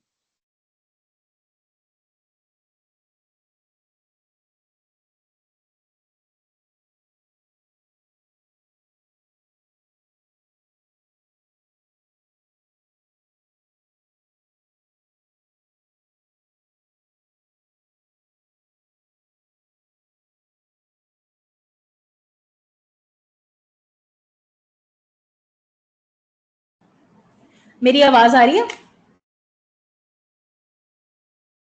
जी मैम, अब आवाज़ आ रही है आपकी। ठीक है, ओके। अच्छा, ये रिसर्च गेट, सॉरी मेरी आवाज नहीं आ रही थी तो मैं दोबारा बता देती हूँ। अच्छा, ये रिसर्च गेट की साइट है जो कि मैंने खोली है यहाँ पर। अच्छा, यहाँ रिसर्च गेट पे आप देखें ना, दिस इज माय प्रोफाइल। जैसे आपने अपनी प्रोफाइल एक बना ली रिसर्च गेट के ऊपर, अब मैंने यहाँ पे अपनी 34 पब्लिकेशंस जो हैं उनको अपलोड किया हुआ है। अब मेरा एरिया जो है वो सोशल साइकोलॉजी है, एक्सक्यूज मी बिहेवियर। मैम, जी जी please. Sorry for interruption ma'am, आपको इन्फॉर्म करना था कि आपकी स्क्रीन शो नहीं हो रही। स्क्रीन शो नहीं हो रही? अच्छा सॉरी। अच्छा हाँ ठीक मैम। है, अभी मुझे बताइएगा जरा, एक मिनट मैं करती हूँ तो। अ, अभी मुझे बताएं, हो रही है? रिसर्च गेट वाली आ रही है? नो मैम, अभी तो नहीं आ रही। मैसेजेस भी आ रहे हैं, अभी शो नहीं हो रही। अभी मुझे बताएं, रिसर्च गेट वाली स्लाइड्स आ रही हैं? No ma'am.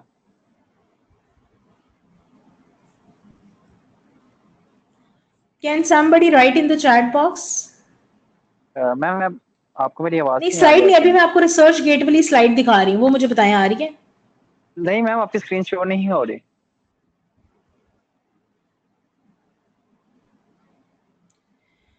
No screen, okay let me share it again.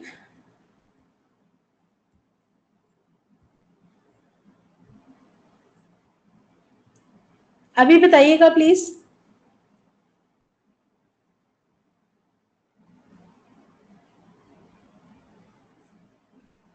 Sharing क्यों नहीं है?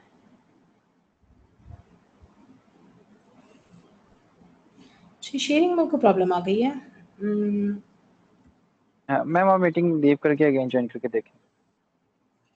अच्छा, ये ना शेयर नहीं हो रही स्क्रीन, इसका कोई इशू हो गया है? जी आप मीटिंग को लीव करके अगेन ज्वाइन करें।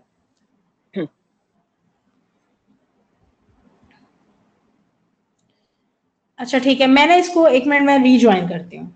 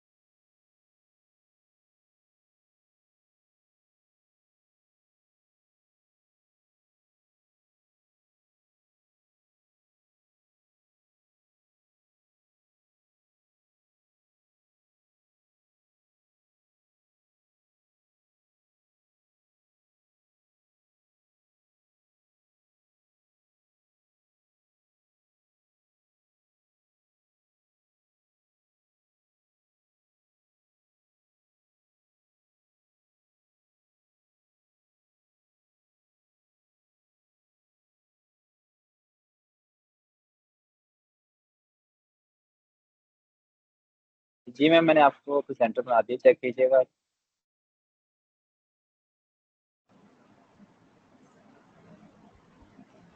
जी, अभी मुझे कंफर्म कीजिएगा, मेरी रिसर्च गेट की स्लाइड आ रही है आपके पास? जी मैम, शो हो रही है। ठीक है, thank you.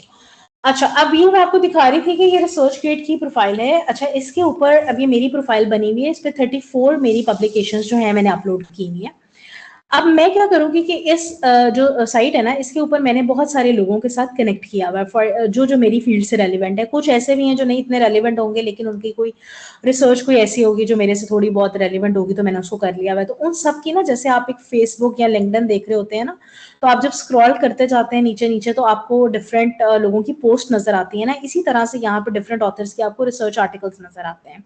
I am sure आप में से बहुत सारे फ़ैमिलियर होंगे, अगर कोई बहुत फ़ैमिलियर है तो वो प्लीज़ माइंड ना करे कि हमें क्यों इतनी बेसिक चीज़ बताई जा रही है, but might be there are some people who are not familiar with the ResearchGate. So यहाँ पे आप ये देखें, ये सारे ना आर्टिकल्स आते जा रहे हैं। अच्छा, अब क्या है कि फॉर एग्जाम्पल जैसे इन्होंने यहाँ पे एक आर्टिकल लिखा हुआ है, examining the role of sports betting marketing in youth problem gambling. अगर मैं गैम्बलिंग पे रिसर्च कर रही हूँ और ये आर्टिकल साइंस डायरेक्ट पे हो सकता है कि पेड पड़ा हो, ठीक है। अब यहाँ पर लेकिन बाज दफा जो आर्टिकल उधर पेड पड़े होते हैं ना, रिसर्च गेट के ऊपर, वो आर्टिकल आपको पूरे मिल जाते हैं। आप यहाँ से डाउनलोड पे क्लिक करें तो आपके पास पूरी जो पीडीएफ फाइल है वो उसकी डाउनलोड हो जाती है। ये देखें जी, ये यहाँ पर examine the role of sports betting, ये मेरी यहाँ पे फाइल डाउनलोड हो गई है, ठीक है। अच्छा, अब यहाँ पे ये फुल टेक्स्ट अवेलेबल उन्होंने लिखा है। लेट सपोज अगर कोई ऐसा आर्टिकल है, अब आप नीचे स्क्रॉल करते जाएं, यहाँ पे सर्च बार में आप जब लिखेंगे ना, कोई भी आप टॉपिक लिखें, फॉर एग्जांपल मैं लिख देती हूँ यहाँ पे फेसबुक एडिक्शन, या चलो चलो फेसबुक एडिक्शन लिख देती हूँ। फेसबुक एडिक्शन पे फर्ज करें मैं रिसर्च करना चाह रही हूँ। अच्छा जी, हो रहा है अभी थोड़ा सा नेट स्लो हुआ है तो सर्चिंग हो रही है। अच्छा, फेसबुक एडिक्शन पे जब मैं लिखूंगी ना, तो फेसबुक एडिक्शन से रिलेटेड बहुत सारे आर्टिकल्स जो हैं वो खुलने शुरू हो जाएंगे, ठीक है। ये जो मैंने पहले डाउनलोड किया था ना, ये देखिए, ये डाउनलोड होके पूरा पीडीएफ खुल गया मेरे पास, ठीक है। अच्छा, अब ये अभी क्यों स्लो हो गया? अच्छा जी, अब यहाँ पे ये मैंने फेसबुक, अभी ना ये नेट बहुत स्लो है तो उसका वो भी नेट प्रीव्यू भी ठीक नहीं आ रहा। अच्छा, बहरहाल ये देखें, अब ये यहाँ पे आर्टिकल लिखे आ रहे हैं और नीचे इसका जो है ना, ये डाउनलोड, ये सारे फेसबुक रिलेटेड आर्टिकल निकल आए। अच्छा, अब देयर आर सम आर्टिकल्स जो यहाँ पे भी आपको फुल टेक्स्ट नहीं मिलेंगे। अच्छा, आप इसमें क्या कर सकते हैं, यहाँ पे आप देखें, जैसे ये एक आर्टिकल है, validation of Facebook addiction question है, ये आप खोलें। अब ये अवेलेबल नहीं है फुल टेक्स्ट, वो कहता है रिक्वेस्ट फुल टेक्स्ट एक्सेस, ठीक है। आपको ये आर्टिकल चाहिए, आप पढ़ना चाह रहे हैं, लेकिन इसका सिर्फ एब्स्ट्रैक्ट अवेलेबल है और पूरा आर्टिकल नहीं है। आप यहाँ रिक्वेस्ट फुल टेक्स्ट पे क्लिक करें। रिक्वेस्ट फुल टेक्स्ट पे आप क्लिक करेंगे ना जब, तो आप क्या करेंगे कि फुल टेक्स्ट रिक्वेस्टेड, ठीक है।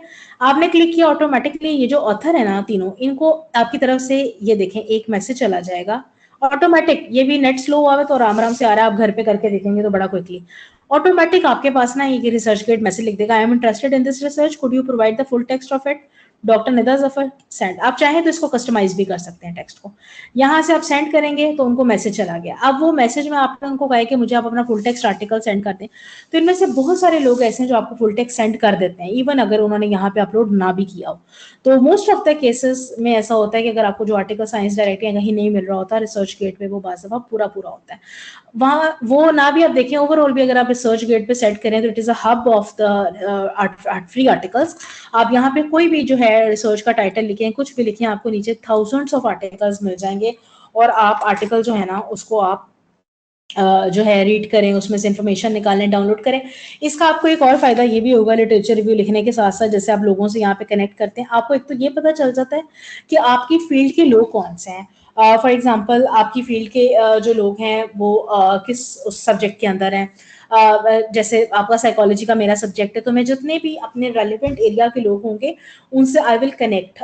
मैं उनको कहूँगी, जैसे स्पोर्ट्स साइकोलॉजी मैं उनसे कनेक्ट करूंगी, मैं उनसे आर्टिकल्स लूंगी, मैं उनसे डिस्कशन करूंगी, तो आपका ना एक साइकोलॉजी की कम्युनिटी के अंदर नाम भी बन जाता है। जैसे मैंने अपना रिसर्च गेट पे, though I am not very active these days on ResearchGate, लेकिन जैसे मैंने अपने कुछ आर्टिकल्स पब्लिश किए हैं, तो लोगों को पता चलता है मेरी रिसर्च पढ़ के कि मेरा किस फील्ड से ताल्लुक है। तो आपको आपके लोगों के साथ ना कनेक्टिविटी भी बन जाती है अपनी प्रोफाइल से। तो रिसर्च गेट पे वैसे ही आप अपनी प्रोफाइल जरूर बना लें, लेकिन समहाउ ये आपको रिसर्चेस में भी बहुत हेल्प करता है, और आपके जितने स्टूडेंट्स हैं ना वो भी अगर इसको पढ़ें, एक असाइनमेंट दे दें क्लास में जो लोग स्पेशली रिसर्च पढ़ा रहे हैं ना, कि आप इसमें से 3 आर्टिकल्स 4 आर्टिकल्स पढ़कर आए। अच्छा, अब ये वो चीजें सारी जिसके लिए स्टूडेंट ना आपको एक्सक्यूज नहीं दे सकता। वो आपको ये नहीं कह सकता कि मैडम मेरे पास ना लैपटॉप नहीं है, सर मेरे पास लैपटॉप नहीं है। अब स्मार्टफोन हर बच्चे के पास है, और ये मैंने रिसर्च गेट की जो एप्लीकेशन है मैंने अपने स्मार्टफोन पे जो है ना वो की हुई है। अभी मैंने आपको दिखाने के लिए इसको लैपटॉप पे खोल लिया। मोस्ट ऑफ द टाइम मैं अपने लैपटॉप से खोल के इसको जो है स्क्रॉल कर रही होती हूँ, और नीचे जाकर जो आर्टिकल्स मेरे से रिलेवेंट होते हैं आई रीड दोज आर्टिकल्स, और वो मैं सारा पढ़ती हूँ।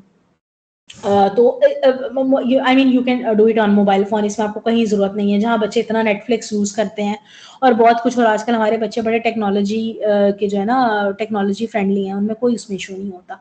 तो आप बच्चों को इस चीज़ की तरफ लेकर आएँ कि वो रिसर्च गेट्स पे अकाउंट बनाएँ, गूगल स्कॉलर पे अकाउंट बनाएँ, ताकि उनको रिसर्च के साथ जो उनकी फ़ेमिलियर है ना वो हो और उनका इंटरेस्ट डेवलप हो। वो ये ना सोचें कि पता नहीं हम तो कॉलेज में बैठे हैं तो हमारे पास तो एक्सेस ही नहीं है।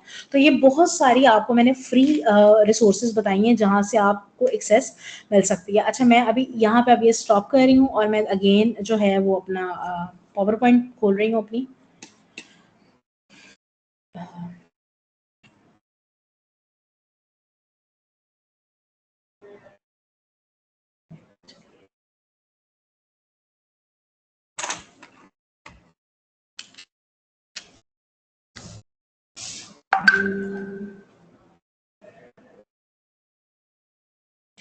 ओके, सो अभी इन पे मैंने आप मेरी स्लाइड्स विजिबल है, मुझे काइंडली कंफर्म कीजिएगा।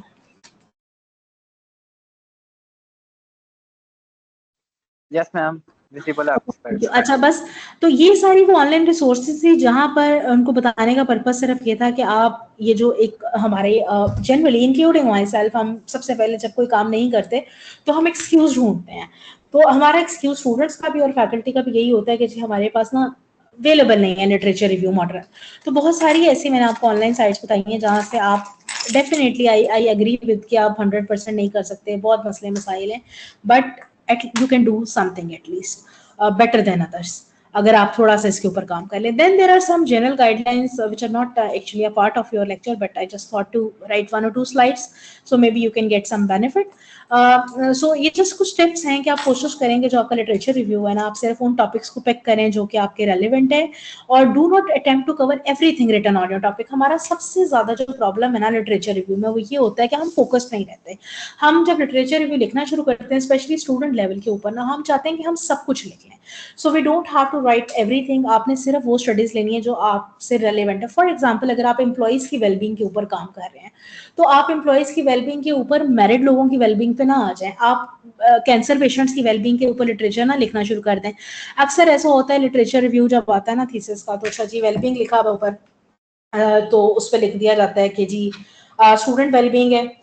तो स्टूडेंट वेलबींग का जी मतलब है कि अब आप कोई भी वेलबींग उठा सकते हैं, आपने कैंसर पेशेंट्स की भी वेलबींग लिख दी। अगर आप स्टूडेंट वेलबींग की बात करें तो आप सिर्फ वेलबींग की बात करें, आप मत ये बात करें कि पेशेंट्स की वेलबींग क्या है, स्पोर्ट्समैन की वेलबींग क्या। आपने सिर्फ स्टूडेंट्स की वेलबींग पे जो रिसर्चेज हैं वो उठा के लिखनी है। तो सिर्फ रेलिवेंट जो है उसके ऊपर लिखें और आप ये शो करवाएं कि आपका जो रिसर्च क्वेश्चन है how important it is. Then कोशिश करें कि अपने लिटरेचर रिव्यू को क्रोनोलॉजिकली अरेंज करें। क्रोनोलॉजिकल का मतलब ये है कि लेटेस्ट रिसर्चेस को पहले डालें, फिर दूसरी जो पहले रिसर्चेस हुई हैं वो बाद में डालें, ताकि आके आपको ओवर द टाइम पीरियड आपको ट्रेंड भी पता चल जाए। अच्छा, इसमें दोनों ऑप्शंस यूज होती हैं, कुछ पुरानी से स्टार्ट करते हैं और लेटेस्ट पे आते हैं, कुछ लेटेस्ट से स्टार्ट करते हैं और पुरानी रिसर्चेस पे जाते हैं। It is totally your choice, लेकिन कोशिश करें कि अपने लिटरेचर रिव्यू को क्रोनोलॉजिकल लिखें ताकि लोगों को एक पिक्चर मिल सके कि व्हाट यू वांट टू से। फिर प्रोमिनेंट ऑथर्स, आपके जब भी किसी फील्ड पे आप रिसर्च कर रहे होते हैं तो आप उसके कुछ प्रोमिनेंट ऑथर्स होते हैं, आप उनको जरूर उसके अंदर ऐड करें प्रोमिनेंट ऑथर्स को, बिकॉज प्रोमिनेंट ऑथर्स जो हैं वो अगर फॉर एग्जांपल मैं एक लिटरेचर रिव्यू पढ़ रही हूँ, जैसे मैंने भी फेसबुक एडिक्शन पे सर्च किया, तो अगर मेरे पास कोई लिटरेचर रिव्यू आता है ना रिव्यू के लिए, तो मैं देखूंगी कि अगर अगर for example if I am expert in Facebook addiction research, तो मैं कहूंगी कि फेसबुक एडिक्शन रिसर्च में इस बंदे का नाम है, मेरी अपनी 30 रिसर्चेज हैं, तो ये जो लिटरेचर रिव्यू मेरे पास आया है इनमें से किसी एक का भी मेंशन नहीं है। What it shows that that person has not thoroughly read the literature review. So thorough reading of the literature review is very very important, वो आपने जरूर करनी है। और उसमें प्रोमिनेंट जो ऑथर्स है ना, जिनका प्रोमिनेंट ऑथर आपको कैसे पता चलते हैं कि आप अपनी फील्ड से रेलिवेंट जब लिटरेचर रिव्यू पढ़ रहे होते हो तो उस ऑथर का बार बार बार बार नाम आता है आपके पास। तो जब बार बार नाम आता है तो आपको आइडिया हो जाता है कि विच पीपल आर प्रोमिनेंट। और फिर इसी तरह से ना जब आप रिसर्च गेट पे, जैसे मैं अभी बात कर रही थी कि जब आप आर्टिकल्स पढ़ने शुरू करेंगे ना, आपको वहां से आइडिया हो जाता है कि किस ऑथर का एक फील्ड के अंदर बार बार नाम आ रहा है। लेट्स सपोज गैम्बलिंग की रिसर्च है, गैम्बलिंग के रिसर्च में एक पर्सन है यूके का, मार्क ग्रिफिथ्स, उसका बहुत काम है, अराउंड 500 आर्टिकल्स उसने लिखे हैं गैम्बलिंग के ऊपर। अब लेट्स सपोज मेरे पास कोई लिटरेचर रिव्यू आता है और उसमें मार्क ग्रिफिथ्स का नाम नहीं होता, तो उससे क्या शो होता है? उससे ये शो होता है कि मार्क ग्रिफिथ्स जो है वो इस बंदे ने पढ़ा ही नहीं है, इसने किसी का शायद ऐसे लिटरेचर रिव्यू उठा के लिख दिया, क्योंकि अगर इसने थॉरली पढ़ा होता तो मार्क ग्रिफिथ्स का नाम यहाँ पर जरूर होता। देन सम टिप्स, फिर आप जब सर्च कर रहे होते हैं तो डिफरेंट एक्सपेरिमेंट करें डिफरेंट कीवर्ड्स के साथ। बाज़ दफ़ा आप कोई स्पेसिफिक कीवर्ड्स लिख रहे होते हैं और आपके सामने ना लिटरेचर आ नहीं रहा होता। यूजुअली स्टूडेंट्स बहुत कॉमन कंप्लेन करते हैं कि हम लिटरेचर रिव्यू ढूंढ रहे हैं लेकिन हमें लिटरेचर रिव्यू मिल नहीं रहा। वो क्यों नहीं मिल रहा? बिकॉज समटाइम्स आप जो टर्म्स डालते हैं ना अपने सर्चिंग के लिए, वो टर्म्स बड़ी एम्बिगुअस होती हैं और उन एम्बिगुअस टर्म्स के ऊपर जो है वो कर सकते हैं। बाज़ में लिटरेचर नहीं मिलता। फॉर एग्जांपल मेरी एक स्टूडेंट मेरे पास आई और मुझे कहती कि मैडम मुझे लिटरेचर नहीं मिल रहा। मैं जस्ट आपको एग्जांपल साइकोलॉजी की इसलिए दे रही हूँ because I am from psychology और आपको आइडिया हो जाएगा। उसने कहा मुझे लिटरेचर नहीं मिल रहा। मैंने कहा क्यों नहीं मिल रहा? उसने कहा मैडम मैंने बड़ा सर्च किया है गूगल पे हर जगह पे तो मुझे लिटरेचर नहीं मिल रहा। मैंने उससे कहा आपका टॉपिक क्या है? उसने कहा मेरा टॉपिक है psycho social factors of eating disorders in university students. मैंने कहा लिख क्या रही हो? कौन से साइको सोशल फैक्टर्स हैं? उसने कहा जी साइको सोशल में पीयर प्रेशर है, बॉडी इमेज का है, बहुत सारी चीजें। तो मैंने कहा जब आप लिख रहे हो तो क्या लिख रहे हो? तो उसने कहा मैं गूगल पे लिख रही हूँ साइको सोशल फैक्टर्स ऑफ ये ईटिंग डिसऑर्डर। तो मैंने कहा कि मुझे ये बताओ कि गूगल को कैसे पता है कि आपने कौन से साइको सोशल फैक्टर्स जो है वो डिसाइड किए हैं अपनी रिसर्च के लिए? तो बाज दफा you need to change the words. आपको चीजों को ना एक्सप्लोर करने के लिए ना चीजों वर्ड्स को चेंज कर करके एक्सपेरिमेंट, लिटरेचर के लिए आपको एक्सपेरिमेंट करने पड़ते हैं। डिफरेंट कीवर्ड्स यूज करें, डिफरेंट वर्ड्स यूज करें, सारी चीजें करें और उसके ऊपर आप जो डॉक्यूमेंट के टाइटल्स हैं और सारी चीजों को एब्स्ट्रैक्ट के अंदर हर जगह पे आप जब सर्च करेंगे तो क्योंकि एब्स्ट्रैक्ट में यूजुअली कीवर्ड्स लिखे होते हैं तो आपके सामने सर्च आना शुरू हो जाएगी। इसी तरह से जैसे कोरियन ट्रेंड था मुकबैंग एडिक्शन का, आप में से शायद कुछ लोगों को पता होगा, आपके घरों में अगर बच्चे हैं तो ये बहुत ज्यादा ट्रेंड था कि कोरियन फूड ना बहुत सारी आगे नूडल्स रख के ना खा रहे होते थे। तो बहुत सारी वो चीजें थी। तो अब होता क्या है कि जब आप उसको सर्च करने बैठते हो ना तो एक न्यू टॉपिक है मुकबैंग एडिक्शन, शायद आप में से भी बहुत सारे लोगों को नहीं पता होगा। तो आपको शायद मुकबैंग पे रिसर्चेस नहीं मिलेंगे, लेकिन अगर आप प्रॉब्लमेटिक ईटिंग के ऊपर लिखेंगे ना तो आपको मुकबैंग वाली रिसर्चेस मिलनी शुरू हो जाएंगी। तो जस्ट कहने का पर्पस ये है कि जब आप कुछ ट्राई करते हो तो एक्सपेरिमेंट करो विद डिफरेंट सर्चेस। जब आप डिफरेंट सर्चेस के साथ करोगे तो you will get lot of material.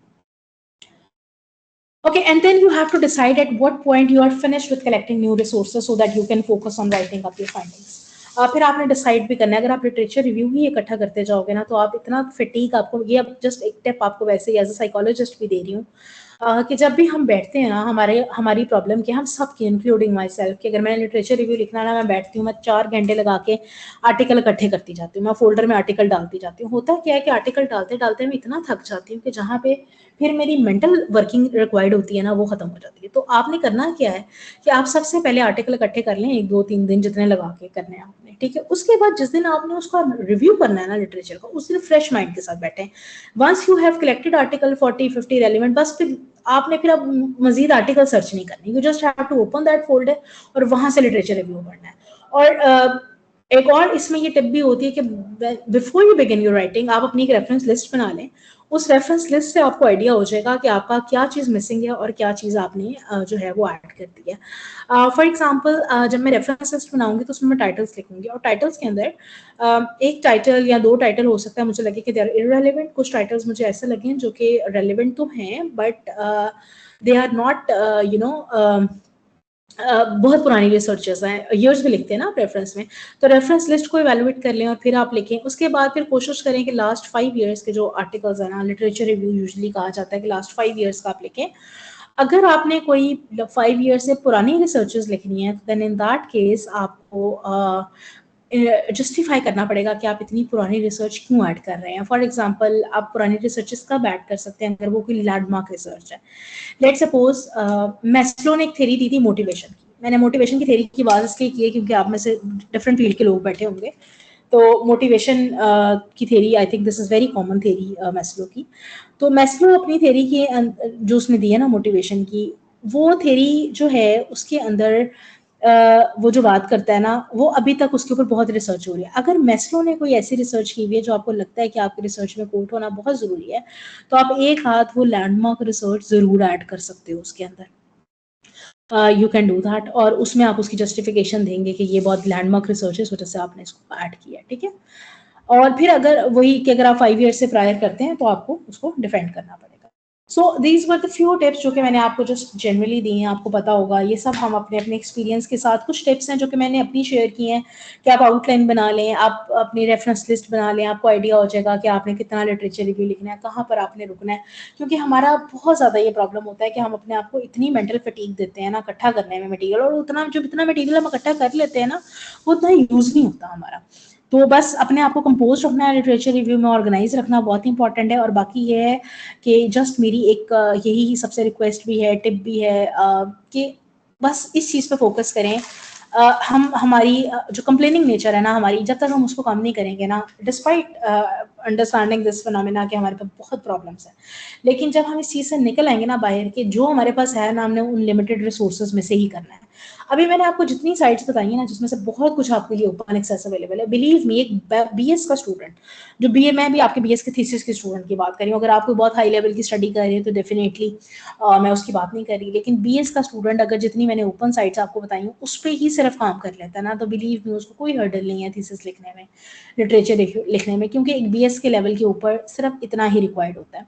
मैं आपसे ये बात इसलिए कह रही हूँ कि मैं जब कॉलेजेस वगैरह में वाइवास लेने जाती हूँ ना, बाज़ दफ़ा मुझे बड़ा अफसोस होता है कि बच्चों ने ना थीसिस रिपोर्ट्स सब कुछ प्रीवियस बैचेस का भी नहीं, बल्कि उर्दू बाजार से कॉपीज ला के ना उसको कॉपी किया होता है। और जब क्वेश्चन पूछा जाता है ना कि क्यों ऐसे किया है, तो सबसे पहले स्टूडेंट से पहले ना टीचर की तरफ से ये आंसर आता है कि मैडम एक्चुअली इन बच्चों के पास को लिटरेचर लिखना नहीं ना आता, इनके पास फैसिलिटी नहीं है ना, तो इस वजह से हमने ना इनको कॉपी करवा दिया।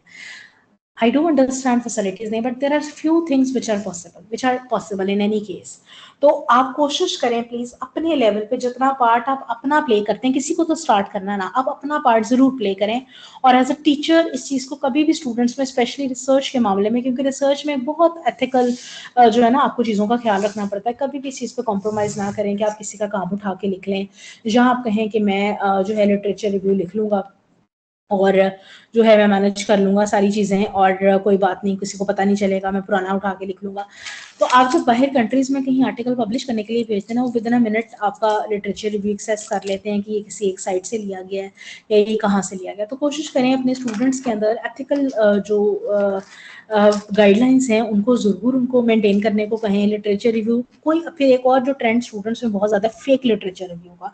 फेक लिटरेचर रिव्यू क्या है कि जी आप रिसर्च कर रहे हैं और आपको अपनी रेलिवेंट रिसर्चेस नहीं मिल रही, तो लोग खुद से रिसर्चेस बनाना शुरू कर देते हैं खुद से, और फिर रेफरेंस भी डाल देते हैं। अच्छा, आप हमारे यहाँ पे टीचर्स भी उस चीज़ को चेक नहीं करते, और लोकल जर्नल्स में भी शायद चेक नहीं होता, बट जब आप कहीं इंटरनेशनल जर्नल्स में भेजते हो ना, वो आपके टेक्स्ट के साथ जो आपने साइटेशन लिखी होती है और आपके रेफरेंसेस को ऑटोमेटिक सिस्टम्स जो है उनको मैच कर लेते हैं, और जब उनको मैच करते हैं तो वहीं से आपके आर्टिकल की क्रेडिबिलिटी जो है उसका पता चल जाता है। तो वहाँ पे इसलिए कोशिश करें कि अपने स्टूडेंट्स को इनकरेज करें कि डू द राइट वर्क। मुश्किल होगी रेलिवेंट लिटरेचर ढूंढने में, लेकिन मेहनत करें थोड़ी सी।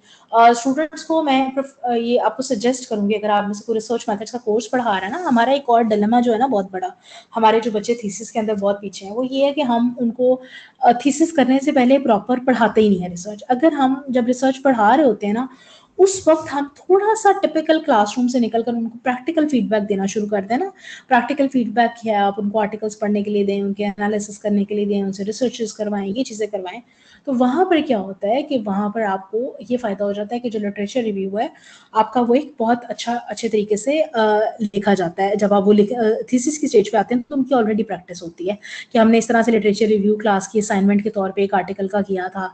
उनको आप ज़्यादा असाइनमेंट ना दें, उनको कहीं के आर्टिकल जाए रिसर्च गेट से या साइंस डायरेक्ट से कहीं से पढ़कर आएँ, उस आर्टिकल को एनालाइज करें, उसमें क्या मेथड यूज़ हुआ था, किस तरह आपने लिखा।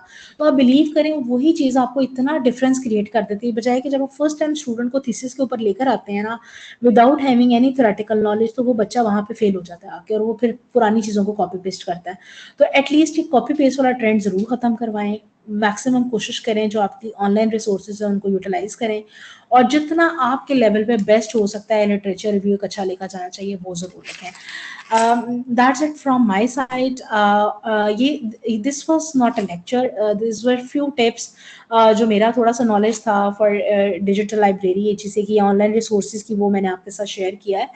Now house is open for the question answer session, not even question answer session. अगर आप में से कोई ये शेयर करना चाहे कि आप कॉलेज लेवल के ऊपर किस तरह से how do you manage the literature review and research related things in your college despite having the limited resources, so it would be beneficial for everyone sitting in this meeting because हम में से बहुत सारे लोग बाज़ दफ़ा हम सब एक दूसरे से सीखते हैं.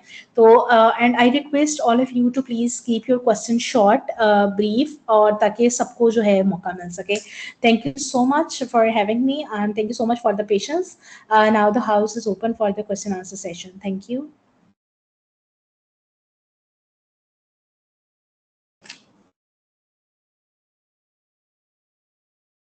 एडमिन आप प्लीज माइक जो है ना वो कर दें अनम्यूट.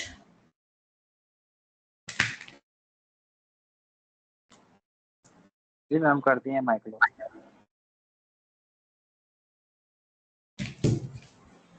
जी जी मुझे हाथ खड़े हुए कुछ नजर आ रहे हैं, तो आप जी बताइए प्लीज. आप अपने ना क्वेश्चन चैट बॉक्स में भी लिख सकते हैं अगर आपको. Thank you very much. जो लोग भी ये कह रहे हैं very good presentation, thank you so much. Yes, plagiarism checker तो बहुत इंपॉर्टेंट है ना, वो तो मेरा ख्याल है रिसर्चर को बताने वाली बात ही नहीं है, वो तो it is a mandatory thing. This is not something जिसको हम ये कहेंगे कि जी चलो सोच लेंगे कि प्लेजरिज्म देखना है कि नहीं देखना. That is important, that is mandatory. You have to have a knowledge about the plagiarism related thing. वो आपने इंश्योर करनी है कि आपका स्टूडेंट प्लेजराइज्ड काम ना करे. अच्छा जी ने लिखा है people are using ChatGPT for literature review. I would not recommend using ChatGPT. ChatGPT का आपको शायद पता होगा टर्निटिन सॉफ्टवेयर के अंदर एआई का जो है ना वो आ गया है, टैब आ गया है जिसके अंदर वो डिटेक्ट कर लेता है अगर आपका चैट जीपीटी से आपने प्रेजेंटेशन बनाई है. तो अभी रिसेंट उनका फीचर आया है जिसमें हमारे पास टर्निटन के अंदर एआई डिटेक्ट करता है उसको.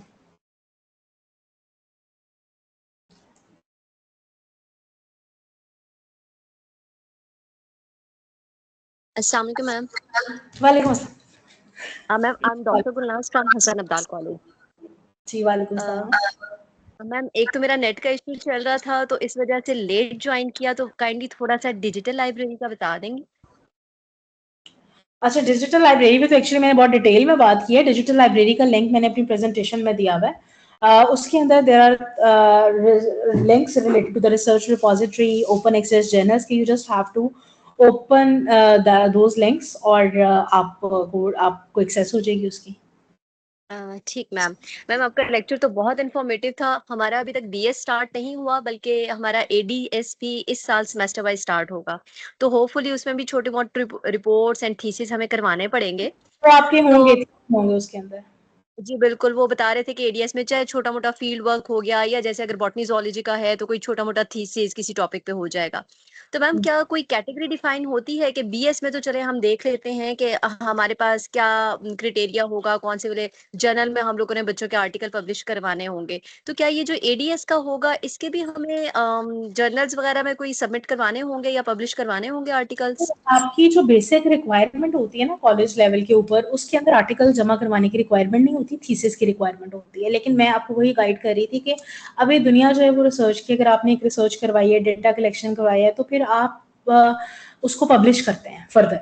तो पब्लिकेशन के लिए कॉलेज लेवल के ऊपर तो वाई कैटेगरी भी चल जाती है, कोई इशू नहीं होता. बट मैं वही कह रही थी कि आपने अगर स्टार्ट लेना है तो आप वाई से ले लें, लेकिन कोशिश करें कि जो अच्छी कैटेगरीज हैं WH उनमें कोशिश करें कि आप उसके अंदर आर्टिकल पब्लिश करें. There is no set criteria for the publication in BS level, especially at college level. उसमें कुछ ऐसा नहीं है, बस वो आपने खुद से अपने लेवल. लेकिन थीसिस तो आपने मस्ट करवाना है, लिटरेचर रिव्यू आपने वहां पे यूज करना है, फिर आर्टिकल लिखना तो आपकी अपनी मेहनत है.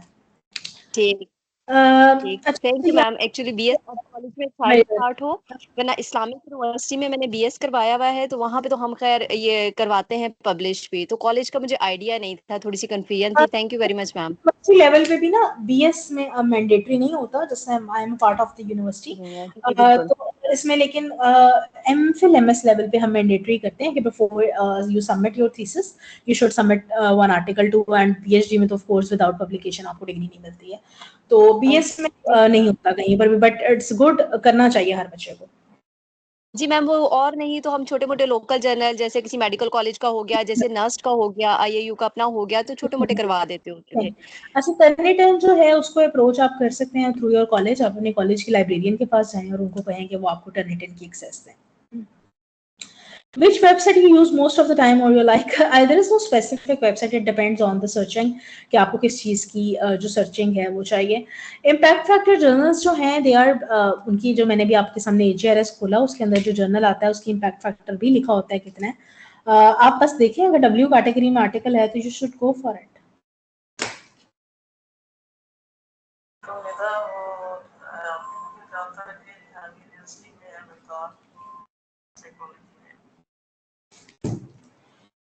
You can also write your questions in the chat box or you can also ask. I have seen some hands raised. तो पूछ लें आपने जो भी क्वेश्चन पूछना है, 4-5 हाथ खड़े हुए हैं। जी जी प्लीज इनके माइक्स अनम्यूट कर दें प्लीज।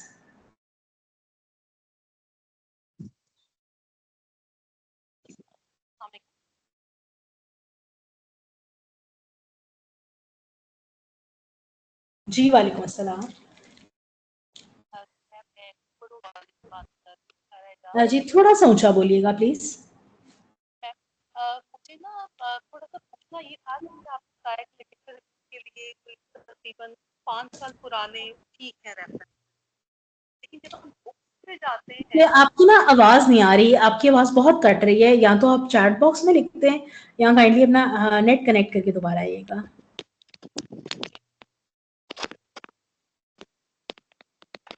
हाँ, गेट एक्सेस टू, मैंने HEC डिजिटल लाइब्रेरी का लिंक दिया हुआ प्रेजेंटेशन के अंदर।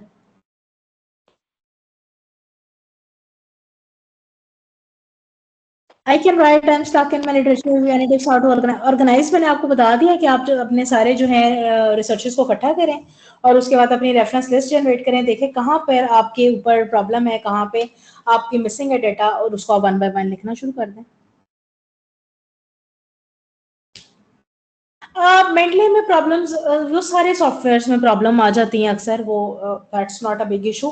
वो तो सर्वर की साइड से इशू है, वो दैट इज नॉट समथिंग जो कि हम कर सकते हैं। रिसर्च गेट के ऊपर प्रोफाइल बनाना बिल्कुल भी कोई मुश्किल नहीं है। आप सिंपली जब उसको करेंगे ना, वेबसाइट को क्लिक करेंगे तो वहाँ ऑप्शन आ रही होती है रजिस्टर, वहाँ पे आप अपना ईमेल आईडी डालेंगे और पासवर्ड डालेंगे और आप लिख लेंगे। What is the difference between introduction? अच्छा, literature review is basically about the previous researches on the topic and introduction के अंदर आप इंट्रोड्यूस करा रहे होते हैं अपने टॉपिक को, आप उनको डेफिनेशंस बता रहे होते हैं कि ये वेरिएबल पर्टिकुलर है क्या, और लिटरेचर रिव्यू जो है उसके अंदर आप पुरानी रिसर्चेस बता रहे होते हैं। PPT files I have already shared, वो आपको मेरा ख्याल है आफ्टर द लेक्चर एडमिन दे देंगे। Am I audible? Yes. What are the skills needed before research? Skills is all about hard work. Not everybody is skilled when you start research. Skills develop होती हैं over the time period. कोई भी सीख के नहीं आता पहले से आहिस्ता आहिस्ता।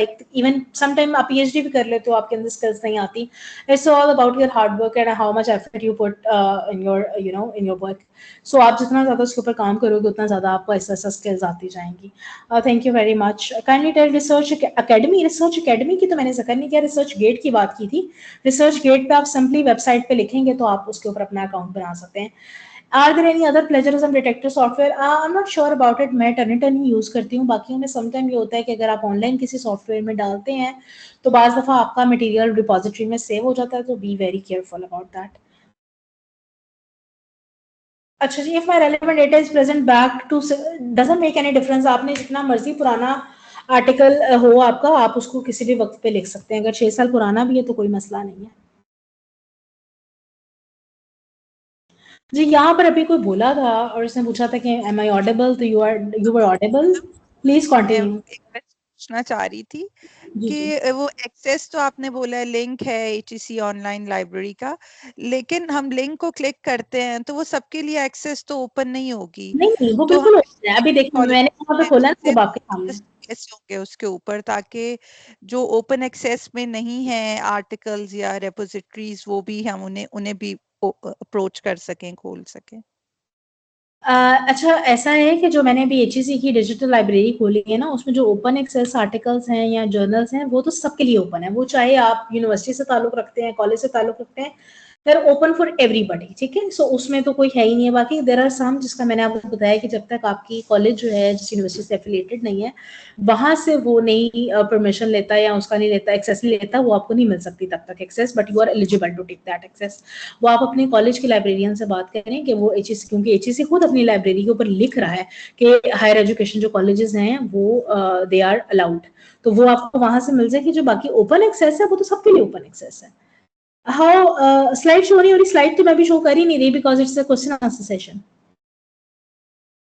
कॉलेजेस अपने लाइब्रेरियन के साथ, आप अपने लाइब्रेरियन और प्रिंसिपल के साथ डिस्कस करें कि how you can contact with the relevant university जिससे आपकी एफिलिएशन है और how you can go about it.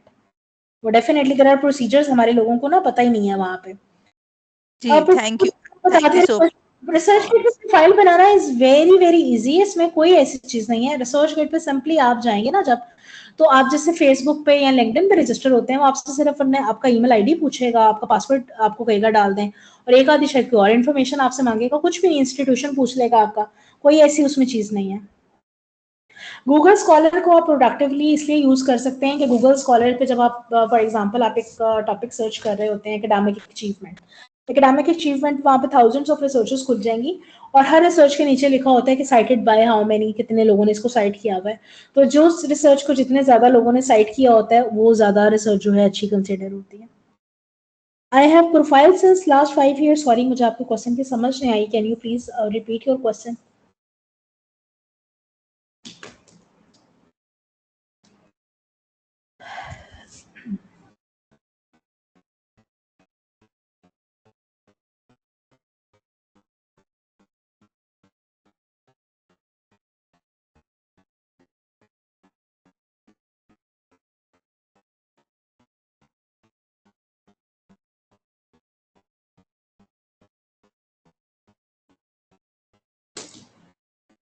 अच्छा, हर्षिस इंडेक्स जो है ना वो आपका आ रहा होता है, अगर आप गूगल स्कॉलर पे आपकी प्रोफाइल है उसका भी आ रहा होता है, फिर डिफरेंट सोर्सेज हैं और उसका भी आ रहा होता है। Hirsch index is totally a different, उस पे ऊपर वो तो एक रिसर्चर की प्रोफाइल है, उसको मैं अभी यहाँ पे डिस्कस करूंगी तो वो एक आई थिंक कंफ्यूजन क्रिएट हो जाएगी। हर्षिस इंडेक्स आपका यूजुअली गूगल स्कॉलर पे आ रहा होता है। अस्सलाम वालेकुम मैम। वालेकुम अस्सलाम। अच्छा मैडम, मैंने ना थोड़ी सी आपसे ये इन्फॉर्मेशन लेनी थी कि जब हम रिसर्च में अपने आर्टिकल सेव कर लेते हैं एक फोल्डर में, तो उसके बाद ऐसे लगता है कि एक जंक इकट्ठा हो गया। आप हमें कोई कन्वीनियंट वे बता सकते हैं कि हम उन आर्टिकल्स को किस तरह ऑर्गेनाइज करें अपने फोल्डर में? व्हाट आई डू इज, मैं अपनी आपको टेक्निक बता देती हूँ। मैं जब डाउनलोड करती हूँ, अच्छा मेरी आदत है जो मैंने भी आपसे बात की कि आपको ना मेंटल फटीग बहुत हो जाती है जब आप बहुत ज्यादा डाउनलोड करते हैं। तो फॉर एग्जांपल अगर मैं काम कर रही हूँ इंटरनेट एडिक्शन के साथ, स्लीप प्रॉब्लम्स और मेंटल हेल्थ, तो मैं ये करूंगी कि अगर मुझे स्लीप प्रॉब्लम्स वाली मिल रहे हैं आर्टिकल्स, तो मैं मैं पहले ही अलग अलग फोल्डर बना लेती हूँ और मैं उनको फोल्डर्स में डालती जाती हूँ। एक तो ये स्ट्रैटेजी होती है। सेकेंड स्ट्रैटेजी ये होती है जो मैंने आपसे डिस्कस की कि आप अपनी रेफरेंस लिस्ट बना लें। अच्छा, मैं क्या करती हूँ, मैंने एक आर्टिकल डाउनलोड किया ना, मैं उसका रेफरेंस लिख लेती हूँ और उसको नंबर दे देती हूँ, रेफरेंस 1 और उधर आर्टिकल का नंबर भी 1, रेफरेंस 2 आर्टिकल का नंबर भी 2। फिर ये होता है कि मुझे जो सा आर्टिकल चाहिए होता है मेरे सामने रेफरेंस लिस्ट होती है, just open that and use it. ये आपके अपने अपने टिप्स एंड ट्रिक्स है जो आप इस्तेमाल करना चाहे। I usually do this. Okay. Software बहुत सारे हैं रेफरेंसेस अरेंज करने के लिए, वो एंड नोट है, मेंडले है, बहुत सारे हैं। नहीं, लिटरेचर रिव्यू में जो आप साइटेशंस डालते हैं, देखें वो प्लेजरिज्म में अगर थोड़ी बहुत डिटेक्ट होती है तो आपको HEC 19% की लिमिट इसीलिए देता है ना कि वो 19% के अंडर आ जाती है तो बस ठीक है। वो यूजुअली वो डिटेक्ट होती है जब आप कहीं से ना एग्जैक्ट मटेरियल उठाते हैं ना, सारा पूरा, तो वो बाज दफा फिर आप मटेरियल रिफ्रेश कर लेते हैं लेकिन साइटेशन उधर ही रहती है, तो वो बाज दफा फिर इसलिए उसके अंदर आ जाती है प्लेजरिज्म के अंदर।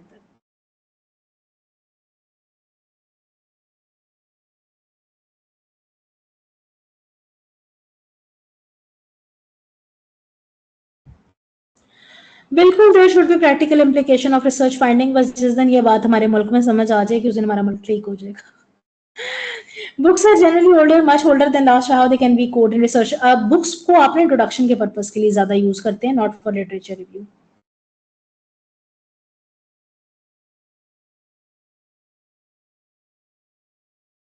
देखिए, रिसर्च के इंपॉर्टेंट रिलेटेड टॉपिक्स यही हैं कि आप वही डाउनलोड करें आर्टिकल्स जो आपसे रेलेवेंट है और उनको आप इकट्ठे कर लें।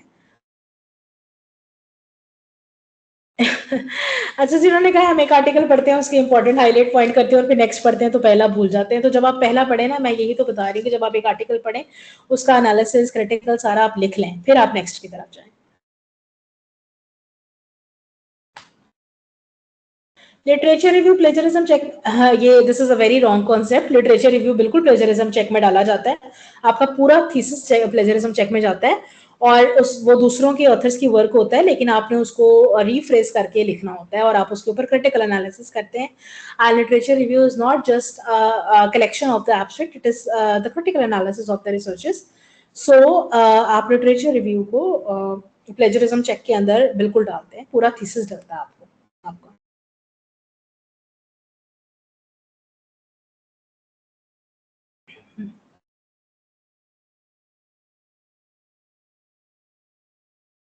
सर्चेस को आप जितने रेलिवेंट कीवर्ड्स डालेंगे, उतनी आपकी रेलिवेंट सर्चेस निकल आएंगी। यस, रेफरेंसेस का प्लेजरिज्म आप एक्सक्लूड करते हैं, रेफरेंसेस का कर सकते हैं, इनिशियल पेजेस का कर लेते हैं, वो आप एक्सक्लूड करते हैं।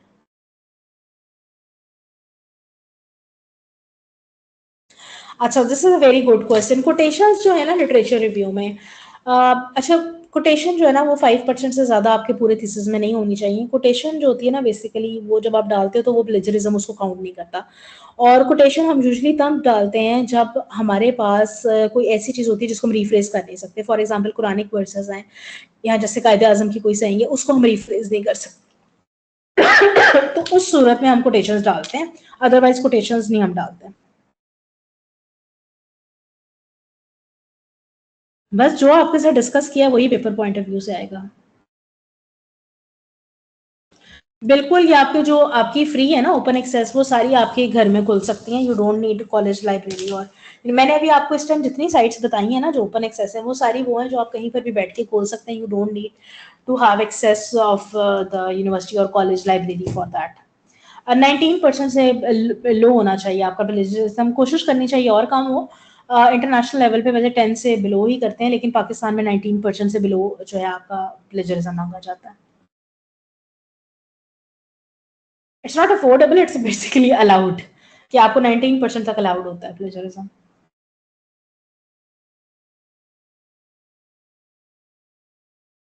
So do we have any other questions?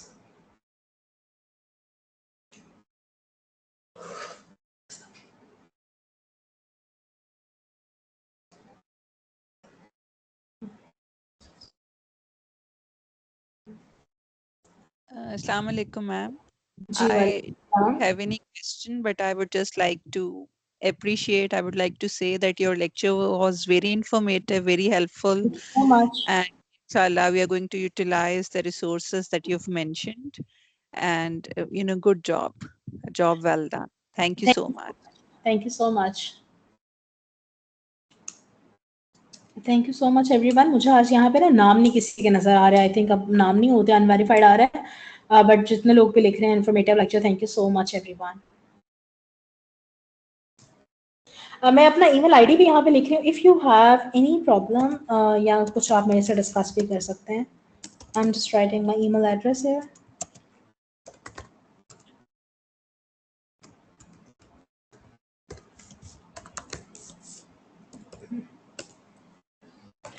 Slides मैं ना अभी शेयर कर देती हूँ एडमिन के साथ, आप प्लीज उनसे ले लीजिएगा। मैं आपके साथ ना शेयर कर रही हूँ, जिन्होंने मुझे यहाँ पे भी मेरे साथ कोऑर्डिनेट कर रहे हैं ना 80%, मैं उनके साथ शेयर कर रही हूँ। आप प्लीज उनसे स्लाइड जरूर ले लीजिएगा।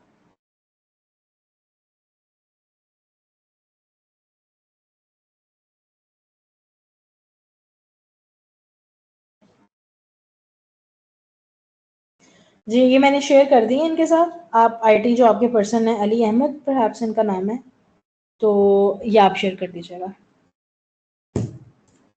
जी ओके मैम, मैं इनके ग्रुप में सेंड कर देता हूँ। Yes, there are some websites which help literature review. Actually, मैं इसके ऊपर I don't prefer using such services. Language के लिए हम लोग sometime ऐसी services ले लेते हैं ग्रामर ठीक करने के लिए, बट नॉट फॉर मैं आई वॉन्ट सजेस्ट, क्योंकि अगर आप किसी से अपना लिटरेचर रिव्यू और वो चीज़ें करवाते हैं ना, तो मैं पर्सनली समझती हूँ कि that is unethical. Reference level के ऊपर लोग ज़रूर काम करवा लेते हैं, रेफरेंसेस वगैरह पे जो फॉर्मेटिंग लेवल पे है, लेकिन right up I don't feel that this is a good idea. बिल्कुल आप ठीक कह रही हैं, कुछ जगहों पे लिटरेचर रिव्यू मर्ज कर दिया जाता है इंट्रोडक्शन में, and in some places is separate, ये यूजुअली मर्ज होता है इन केस ऑफ आर्टिकल्स। लेकिन थीसिस में जहाँ तक बात आती है उसमें कुछ इंस्टीट्यूशंस सेपरेट लिखवाते हैं और कुछ इंस्टीट्यूशन जो है ना वो कंबाइन करवाते हैं। इसमें there is no right and wrong answer, it depends on the institution and sometime on the supervisor. For example मैंने जिन सुपरवाइजर से या जिस इंस्टीट्यूशन से किया वहाँ पर सेपरेट लिखवाया जाता है, लेकिन जिस अगर हो सकता है किसी और इंस्टीट्यूशन में इसको मर्ज करवाया जा सके, तो there is no uniform guidelines for it, it depends on the supervisor and the institution what they decide about this. बिल्कुल, we must follow universities and journal formats. Ma'am, where should we write our research gap? Should it be at the end of the introduction or in the end of literature? Literature क्योंकि आप literature review के and पे बताते हैं ना कि gaps कहाँ कहाँ पे आपने जो रिसर्चेस पढ़ी। Introduction is basically the you are introducing the variables, but in literature review you basically write where the gaps in the literature review, वो सारी चीज़ है ना, तो आप लिटरेचर रिव्यू के एंड पे बताते हैं। And likewise, significance of the research, should it also go under the literature review, or can review. it After literature review, you write the significance of the research. अच्छा जी, यहाँ पे पूछ रही हैं कि secondly can we add methodology related literature review methodology section? No no no, method के section में आप लिटरेचर रिव्यू ऐड नहीं कर सकते, you just have to write the method there.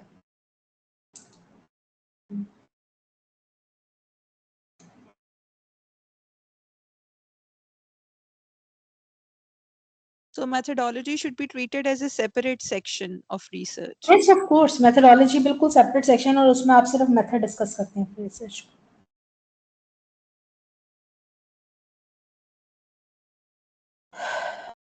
और इसमें अगेन यूनिवर्सिटीज और कॉलेजेस का फॉर्मेट भी डिफरेंट होता है, बाज दफा कोई आपको कुछ सजेस्ट करता है, कोई कुछ सजेस्ट करता है, तो sometime things are different. Okay, ma'am. And what about research objectives and questions? Where should we place them? An intro or an lit review? नहीं, आपका जो इंट्रोडक्शन होता है पहले, फिर आपका लिटरेचर रिव्यू के बाद आप उसके एंड पे आप गैप्स बताते हैं, फिर आप rational significance of your research, then आप ऑब्जेक्टिव्स लिखते हैं, फिर आप हाइपोथेसिस लिखते हैं research.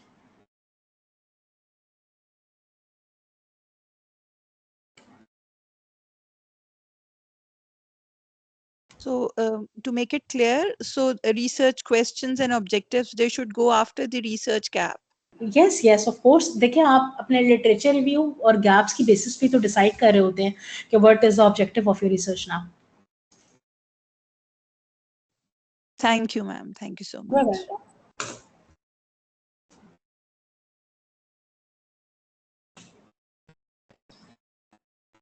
Do you have any other questions? We still have 5 minutes.